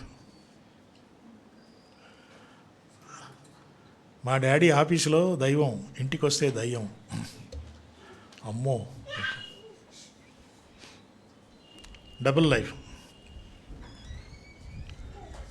చెప్పింది ఒకటి చేసేది ఒకటి అన్నట్టుగా కొంతమంది ఉంటారు. అన్ప్రెడిక్టబుల్. అందుకే ఒకవేళ వెళ్ళి ఏమైనా అడిగితే ఏం చేస్తాడో ఏం చెప్తాడో అంటూ కొంతమంది పేరెంట్స్ నెవర్ గ్రో అప్. మా ఫాదర్ ఎప్పుడు ఎదగలేదండి, మెచ్యూరిటీ లేదు అంటే కొంతమంది పిల్లలు మిమ్మల్ని ఇంకో ఫాదర్తో కంపేర్ చేస్తారు. ఇంకో ఫాదర్ ఉన్నాడు, మా ఫ్రెండ్ ఫాదర్ ఉన్నాడు, మీకంటే తక్కువ చదువుకున్నాడు కదా, ఎంత మెచ్యూరిటీ చూడండి అంటారనమాట. అట్లా మాట్లాడతారు. ఇది కూడా మనం గమనించాలి. మా నాన్నగారు నవ్వినప్పుడు ఎప్పుడు చూడలేను, ఎప్పుడు నవ్వడు, ఎప్పుడు సీరియస్గా ఉంటాడు. మళ్ళీ ఇంటికి ఎవరైనా వస్తే భలే నవ్వుతాడు,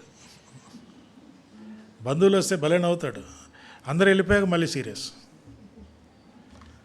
ఇప్పుడు ఇలాంటి తండ్రి నేను పొందుకున్నానా అని పిల్లలు, వాళ్ళ తండ్రులు ఎలాంటి తండ్రులు కలిగి ఉండాలో వాళ్ళకి తెలియదు కదా, కోరుకోలేరు, ఎంచుకోలేరు. కానీ కొంతకాలం పెరిగి పెద్దలు అయ్యాక, ఓ వీడు మా ఫాదరా అంటారా, ఈయన మా ఫాదరా అంటారా, వీడు అంటారా, ఈయన అంటారా. అమ్మో ఈ డాడీకి నేను పుట్టానా, అమ్మో బాబోయ్ ఈయనకు పుట్టకుంటే బాగుండేది అంటారా, లేకుంటే ఈ లోకంలో నేను ఎన్ని జన్మలు ఎత్తినా ఈయనకే పుడతాను అంటారా కదా. పోయినసారి చెప్పాను మీకు ఎగ్జాంపుల్ ఏంటది. ఒక అమ్మాయి ఉంది, మా డాటర్ ఫ్రెండ్. ఏమ్మా నువ్వు పెద్దదానివైతే నీకు ఎలాంటి భర్త చేసుకుంటావుటే, వెంటనే చదువు మా డాడీ లాంటి భర్త.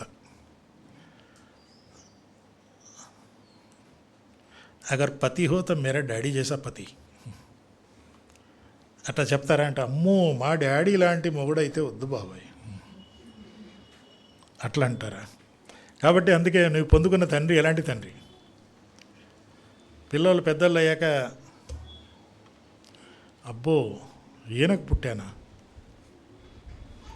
ఇప్పుడు కూడా చెప్తున్నాను మీకు, ఒకవేళ మీ పిల్లలు మీ గురించి నెగిటివ్ యాటిట్యూడ్ కలిగి ఉంటే చెక్ చేసుకోండి. మా ఫాదర్ తాగుతాడండి, మా ఫాదర్ సిగరెట్ తాగుతాడు, మా ఫాదర్ భార్యను కొడతాడు, అలాంటి ఏమైనా ఉంటే ఇలాంటి ఫాదర్కి నాకు ఇచ్చాడా దేవుడు అనకుండా, ఇలాంటి ఫాదర్ దేవుడు నాకు ఇచ్చినందుకు దేవుడా నీకు వందనాలు అని చెప్పగలరా మన పిల్లలు పెద్దోళ్ళు అయ్యాక. సో అవిధేయత అనే మాట ఈరోజు మనం చూస్తున్నాం, నో హ్యూమర్. ఇది తండ్రుల గురించి. తల్లులారా మీ సంగతి ఏంటి? తల్లులు, మా తల్లి చాలా రిలయబుల్ అండి, చాలా ప్రాక్టికల్ అండి. అవునా? మా తల్లి మరి ఇంకా ఏమన్నా ఉందా తల్లి గురించి? పేషెంట్, ప్రేయర్ఫుల్, లైవ్లీగా ఉంటుంది. మా ఫాదర్ కంటే ఎక్కువ ప్రేయర్ మా తల్లే చేస్తుంది. Very good. ఇంకా ఏమన్నా ఉందా? వెరీ లవింగ్, చాలా బ్యూటిఫుల్గా ఉంది మా తల్లి. ఇంకా ఏముంది? కొంత తల్లులేమో చాలా లేజీ, సోమరి తల్లులు కూడా ఉన్నారు, లెగరు అసలు. ఆ ఫ్రిడ్జ్లో ఉంది, వేడి చేసుకొని తిను.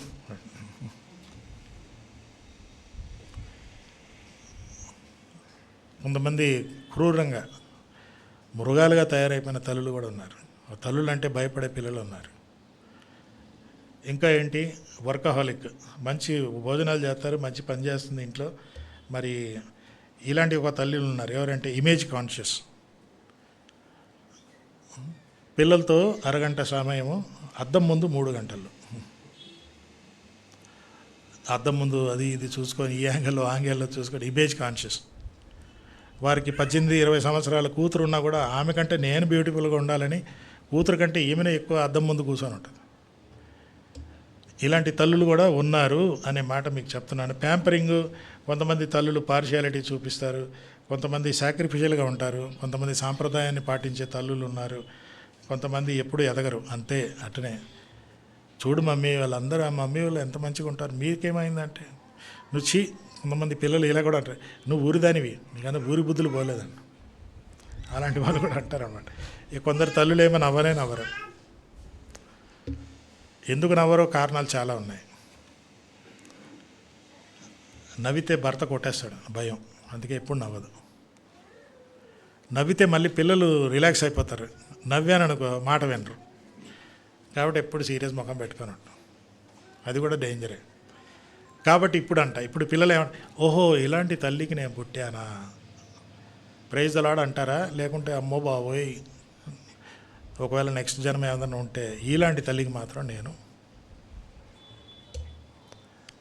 సో తల్లుల తండ్రి చాయిస్ లేదన్నమాట. సో పిల్లలు విధేయత అనే మాట. ఒకవేళ తల్లిగా దేవునికి అయిష్టమైన లక్షణాలు ఏమన్నా ఉంటే వదిలేసుకోవాలి. ఇప్పుడు పిల్లలు దాని గురించి ఎక్కువగా ఆలోచించి చివరికి ఏంటంటే, నేను మాత్రం పెళ్లి చేసుకున్నాక మా తల్లి లాంటి భార్యగా నేనైతే ఉండను అని అంటారా? లేకుంటే మా తల్లి లాంటి భార్యగా నేను ఉండాలనుకుంటున్నాను అని అంటారా? ఇవన్నీ విధేయత అవిధేయతకు కనెక్షన్ అయి ఉన్నవన్నమాట. సరే, చివరిగా లాస్ట్ స్లైడ్. ఇదంతా అయ్యాక చివరికి ఏంటంటే, మరి ఏం చేద్దాం? బైబిల్లో ఏమైనా సూత్రాలు ఉన్నాయా అంటే, విధేయతకు సూత్రాలు ఆదికాండంలో చూశాను. మరి ఈ విధేయత గురించి మరిన్ని సూత్రాలు దావీదు గారు మనకు చూపిస్తున్నాడు. చాలా చర్చెస్లో 127వ కీర్తనే చదువుతారు, కొన్ని చర్చెస్లో ఈ 2 చదువుతారు. అసలు ఈ 2 చదవాలి. ఈ 2 చదివినప్పుడు మనకి విధేయత గురించిన కొన్ని సూత్రాలు మనకు తెలుస్తాయి. అది మీకు చెప్తాను, అది ముగించుకుందాం. ఆ తర్వాత ఇది నోట్స్ అంతా ప్రింటెడ్ ఉంది, మీరు తీసుకెళ్ళి ఇంట్లో చదువుకోండి. ఫ్యామిలీగా మీరు పేరెంట్స్గా కూడా దీన్ని స్టడీ చేయండి, పిల్లలతో కూర్చొని మాట్లాడండి. ఇవన్నీ కూడా చాలా ఇంపార్టెంట్. ఓకే, ముందు 127లో మనం ఏమి పొందామో అది ముందు మనం తెలుసుకోవాలి. 127లో ఏం పొందాము? What did you get from God? పిల్లలు అన్నమాట. పిల్లలు, వారికి మనం ఏమి చేయాలి? 28వ కీర్తన 27, 28 2 కలిపితే మీకు మొట్టమొదటిగా పిల్లల గురించి ఏం చెప్పబడింది? పిల్లలు అంటే ఎవరు? వాళ్ళు బయలాజికల్ ప్రోడక్ట్ కాదు, బయలాజికల్ ప్రోడక్టే. తల్లిదండ్రులు కలుసుకున్నప్పుడు పుట్టిన పిల్లలు, కరెక్టే. అది బయలాజికల్ వరకే పరిమితం చేసుకుంటే కాదు. అప్పుడు మనకి జంతువులకి తేడా లేదు, మనకి అన్యులకి తేడా లేదు. కానీ దేవుడు మనకి ఇచ్చిన ఏముందన్నమాట? స్వాస్థ్యము. స్వాస్థ్యం అంటే ఏంటి?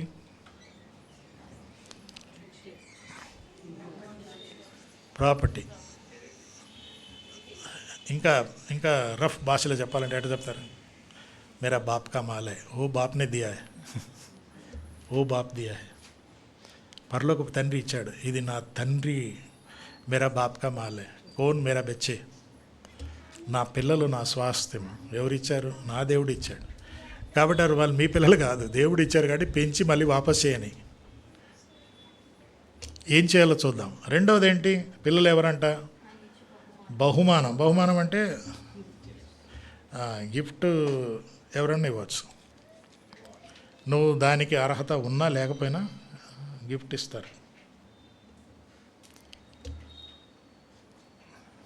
అరే ఈ చీ దేని నేను అర్హుడిని కాదంటే, నువ్వు అర్హుడు కాదులే, నేను ఇస్తున్నాగా, తీసుకో. ప్రభా నేను పిల్లల్ని పెంచే అర్హత లేదు, నేను ఇస్తాను అర్హత, సూత్రాలు పెట్టేశాను ఆల్రెడీ. సో వారు మనకు బహుమానం.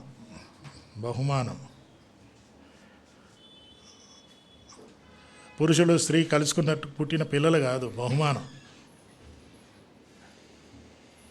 మూడోది ఏంటి? బాణముల వంటి వారు. తర్వాత ఒలీవ మొక్కలు, ఆలివ్ షూట్స్. విశాఖపట్నంలో యూత్ ఫెలోషిప్ ఉంది. ఆ యూత్ ఫెలోషిప్కి మా కూతురు పేరు పెట్టింది, ఆలివ్ షూట్స్ అని పేరు. ఆలివ్ షూట్స్ అని. ఇది ఒలీవ ఫుల్ కాయ కాదు, అది ఏంటి? మొక్క. మనకు సామెత ఉంది, ఏంటది? మొక్క మాన బొంగన. కొంతమంది పేరెంట్స్ మానయ్యాక అంటే ఏమవుద్ది? ఇరిగిపోద్ది. అది మామూలుగా ఉన్నప్పుడు చేయాలన్నమాట. సో ఇప్పుడు ఇవన్నీ మనం పొందాం, మనం ఏం చేయాలి? పిల్లలకు విధేయత రావాలి అంటే ఏం చేయాలి అనే మాటకు వస్తే, స్వాస్థ్యము కాబట్టి దానికి విలువ భద్రత కల్పించాలి. పిల్లలకి విలువ భద్రత కల్పించాలి. ఇది ఎక్కడ దొరుకుతుంది పిల్లలకి విలువ భద్రత? బయట కాదు. ఇంట్లో దొరకకపోతే వారు బయట దాన్ని సంపాదించడానికి ప్రయత్నం చేస్తారు. సో వారికి బయట దొరికే భద్రత కానీ విలువ కానీ అది నకిలీ, అది తాత్కాలికమైంది. కానీ వారికి అదే తృప్తి ఉంటుంది. సో అందుకే చాలా జాగ్రత్తగా ఉండాలి. దేవుడు నాకు ఒక స్వాస్థ్యం ఇచ్చాడు, దానికి నేను విలువ భద్రత కల్పించాను. It is an inheritance, I have to do it. ఒక ప్రాపర్టీ ఎవరైనా ఇచ్చారనుకో, ముందు ఏం చేస్తారు? దాని చుట్టూ ప్రహరీ కంచె వేసుకొని ఉంటారు. This is my property. మీరు చూసింటారు కదా, చాలా దిస్ ల్యాండ్ బిలాంగ్స్ టు అని అంటారు. This child belongs to me, given by God. ఆ ఓనర్షిప్ పిల్లలు అనుభవించాలి. ఆ ఓనర్షిప్ నేను కూడా అనుభవించాలి. సో వారికి విలువ ఇవ్వాలి, భద్రత ఇవ్వాలి. విలువ అంటే 90% మార్కులు వస్తేనే విలువ కాదు, వారు ఒక వ్యక్తిగా విలువ ఇవ్వాలి. Give value as a person, not as a performer. కొంతమంది విలువ ఏంది? పర్ఫార్మెన్స్ని బట్టి విలువ ఇస్తారు. That is not good. ఒక వ్యక్తిగా ఇవ్వటం చాలా అవసరం. సరే, రెండవది వారు ఏంటంట? బహుమానము అంటే అది చాలా ఘనమైనది. బహుమానం, ఎవరైనా బహుమానం కానీ ఒక షీల్డ్ కానీ ఏదైనా ఇస్తే ఎక్కడ పెట్టుకుంటారు? కిచెన్లో గ్యాస్ స్టవ్ పైన పెట్టలేదు కాదు కదా. బాత్రూంలో బకెట్ ఉంటుంది కదా, బకెట్ ఎక్కడ పెట్టుకుంటారు? బాత్రూంలో పెట్టు. ఆ టీవీ మీద పెట్టుకుంటారా? కాదు కదా. ఇది చాలా బహుగా ప్రెషస్గా వాడబడే కాబట్టి అక్కడ అది లేకుంటే కష్టం. అవునా? కొంతమంది విచారకరమైన విషయం ఏంటో తెలుసా? పిల్లలు బహుమానమే కానీ బాత్రూంలో బకెట్లాగా వాడతారు, బకెట్లాగా తీసి పారేస్తున్నారు. వారికి ఇవ్వవలసిన విలువ ఇవ్వలేదు కాబట్టి వారు they feel like a rejected person. No wonder they disobey. అవిధేయులు ఎందుకు అవుతారు? వారికి ఇవ్వవలసిన ఇదిలే, వారిని గనపరచలేదు. ఓకే, పర్వాలేదులే. నిన్న అబ్బాయి చనిపోయాడు, వాళ్ళ ఫ్రెండ్స్ అందరూ పాస్ అయ్యారంట, వీడు పాస్ కాలే. చెప్పుకోవచ్చు కదా. చెప్పినప్పుడు పేరెంట్స్ చెప్పే ఉంటారు, పర్వాలేదులే, నెక్స్ట్ టైం రాసుకోవచ్చులే, నెక్స్ట్ ఎగ్జామ్ రాసుకో, ఏం కాదులే. నువ్వు ఇంతే, నీ బతికింతే, నువ్వు ఎప్పుడు పాస్ కావు. వీళ్ళు అనలేదు కానీ అలాంటి పేరెంట్స్ ఉన్నారు. నువ్వు బాగుపడవు. అలాంటప్పుడు ఏం చేసావు? కనపరచలేదు, హీనపరిచావు. బాత్రూంలో ఉండవలసిన బకెట్ బాత్రూంలో పెట్టకుండా, లేక నీకు ఇచ్చిన బహుమానాన్ని ఎక్కడో ఒక ప్రాముఖ్యమైన దాని దగ్గర పెట్టకుండా తీసుకెళ్ళి అది బాత్రూంలో పెడితే, మీరు నా ఇంటికి వస్తే నాకు చాలా మొమెంటోలు అవి ఇస్తూ ఉంటారు, కొన్ని పెట్టుకున్నాలే. ఒక మొమెంటో నాకు కృష్ణదేవరాయ యూనివర్సిటీ వైస్ ఛాన్సలర్ పిలిచాడు నన్ను. అక్కడ యూనివర్సిటీ క్రిస్మస్ ప్రోగ్రాంలో స్పీకర్గా పిలిస్తే ఆ వైస్ ఛాన్సలర్ నాకు ఒక మొమెంటో ఇచ్చాడు, మా ఇంట్లో ఉంది. ఇప్పుడు దాన్ని నేను బాత్రూంలో పెట్టుకొని సబ్బు దగ్గర పెట్టుకొని దానికి విలువ ఇవ్వటంలే. ఆయనకి విలువ ఇవ్వటం, ఆ ఇచ్చిన వైస్ ఛాన్సలర్కి కూడా నేను గౌరవించడంలే. దేవుడిచ్చిన బిడ్డల్ని కనపరచాలి, వారికి ఇవ్వవలసిన ఘనత వారికి ఇవ్వాలి, ఇర్రెస్పెక్టివ్ ఆఫ్ దేర్ పర్ఫార్మెన్స్. మనం ప్రేమించకపోతే ఎవరు ప్రేమిస్తారండి? మనం ఘనపరచకపోతే ఎవరు ఘనపరుస్తారు? మన పిల్లలు ఫెయిల్ అయ్యారనుకో, వారిని ఆదరించే బయట వాళ్ళు ఆదరించారు. వాడు ఫెయిల్, వేస్ట్ ఫెయిల్. వాళ్ళు కూడా ఏమంటారు, ఒరే వాడితో ఫ్రెండ్షిప్ పెట్టుకో, వాడు ఫెయిల్ అయిపోయాడు అంటూ వాళ్ళు కూడా వాళ్ళ పిల్లలు ఏం చేస్తారు, వీడిని కలవకుండా చేస్తారు.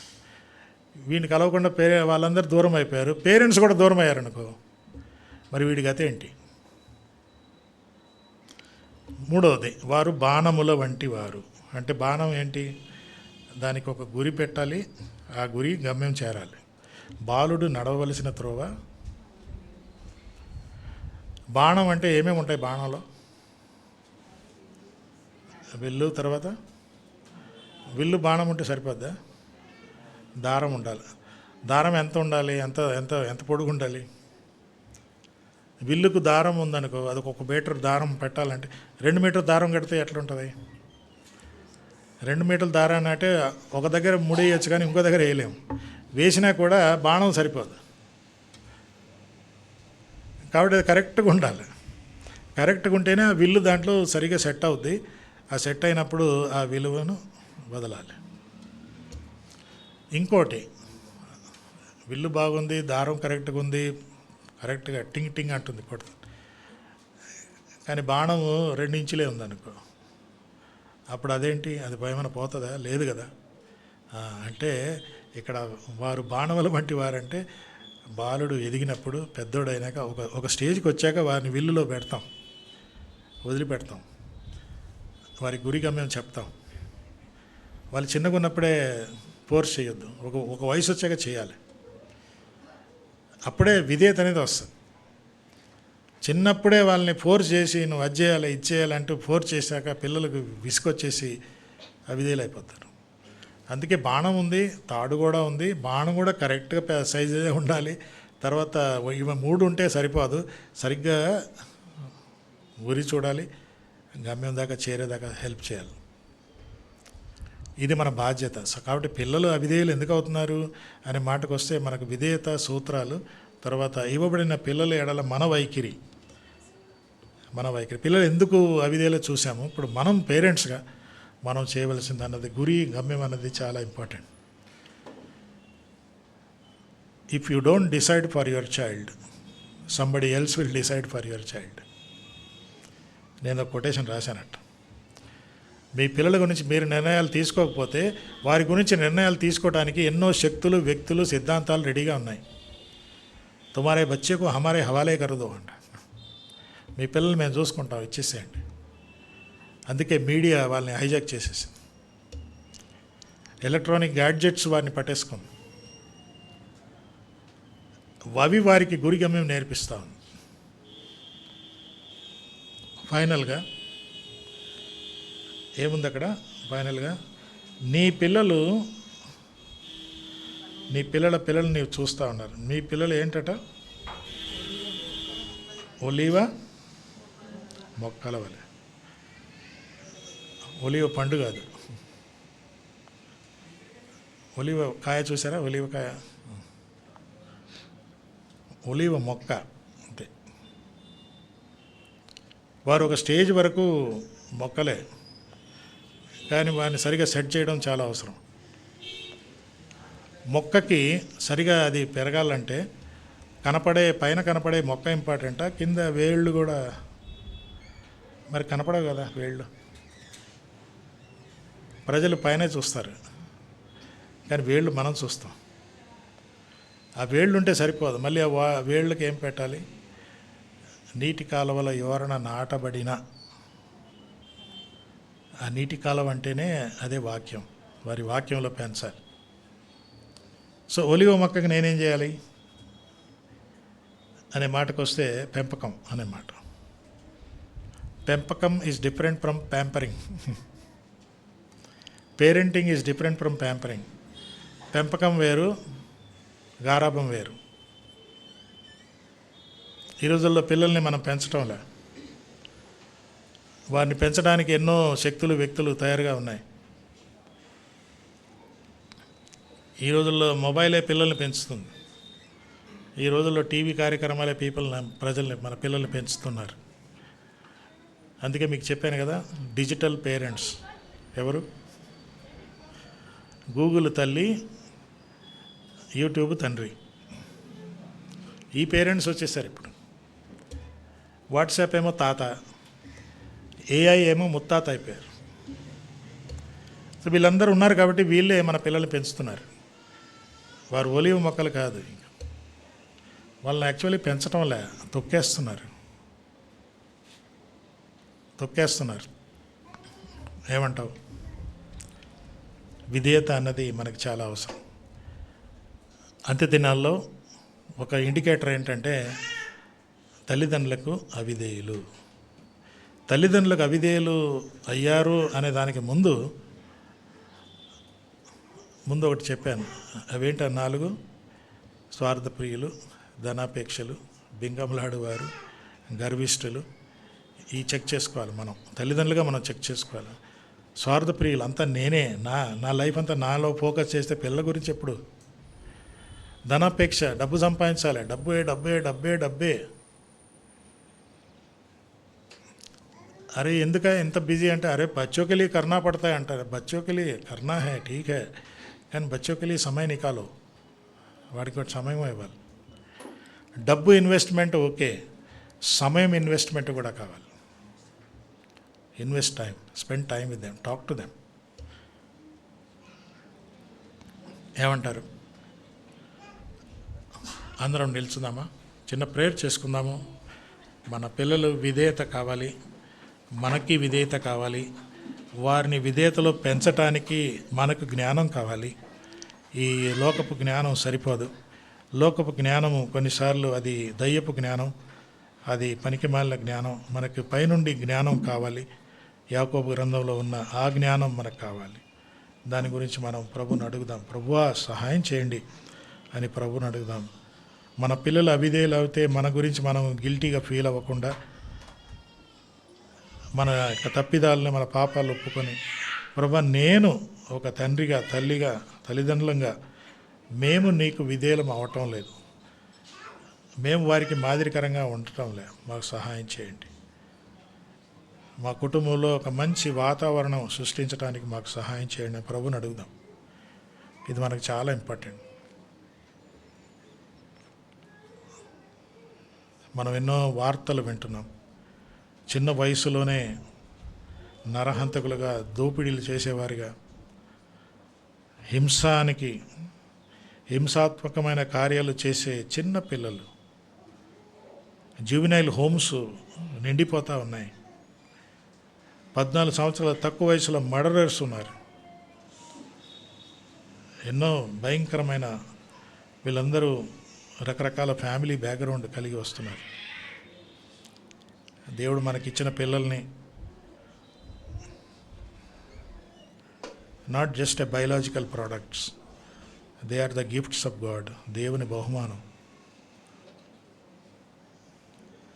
పెళ్ళి అయినాక 1 year అయ్యాక ఏంటి పిల్లలు పుట్టలేదా, పిల్లలు కనలేదా అంటారు. వాళ్ళంతా ఆలోచించే సంతానం గురించే. కానీ సంతానం ఓకే, అది దేవుడిచ్చే బహుమానం, స్వాస్థ్యం. కాబట్టి అది కాపాడుకోవాలి. దానికి మనం బాధ్యులం కూడా, స్వాస్థ్యానికి మనం బాధ్యులం. ఆ ఇన్హెరిటెన్స్ చుట్టూ దేవుడు కంచె వేసి మన పిల్లల్ని ఆయన కృపలో మార్గంలో పెంచేలాగా మన ప్రభుని అడుగుదాం. ప్రభు సహాయం చేస్తాడు.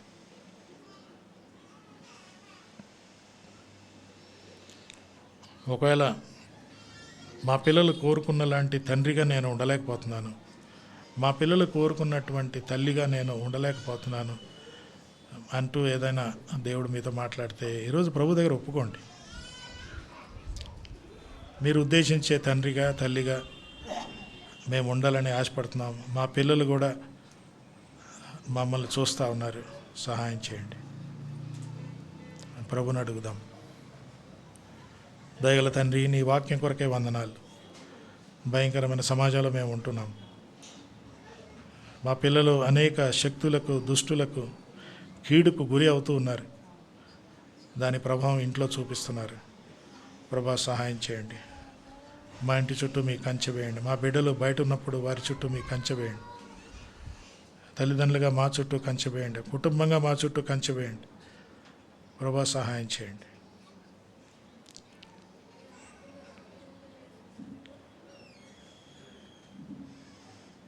వారికి సరైన గమ్యము, గురి కల్పించుటకు మాకు సహాయం చేయండి. వారు బాణముల వంటి వారు ప్రభా, ఒకసారి వదిలిపెడితే మళ్ళీ తిరిగి రాదు. కాబట్టి వారిని సరైన గమ్యం, గురి కల్పించి వారి జీవితాలకి మార్గదర్శకత్వం ఇవ్వటానికి సహాయం చేయండి. యేసు నామమున అడుగుచున్నాం తండ్రి, ఆమేన్. Thank you.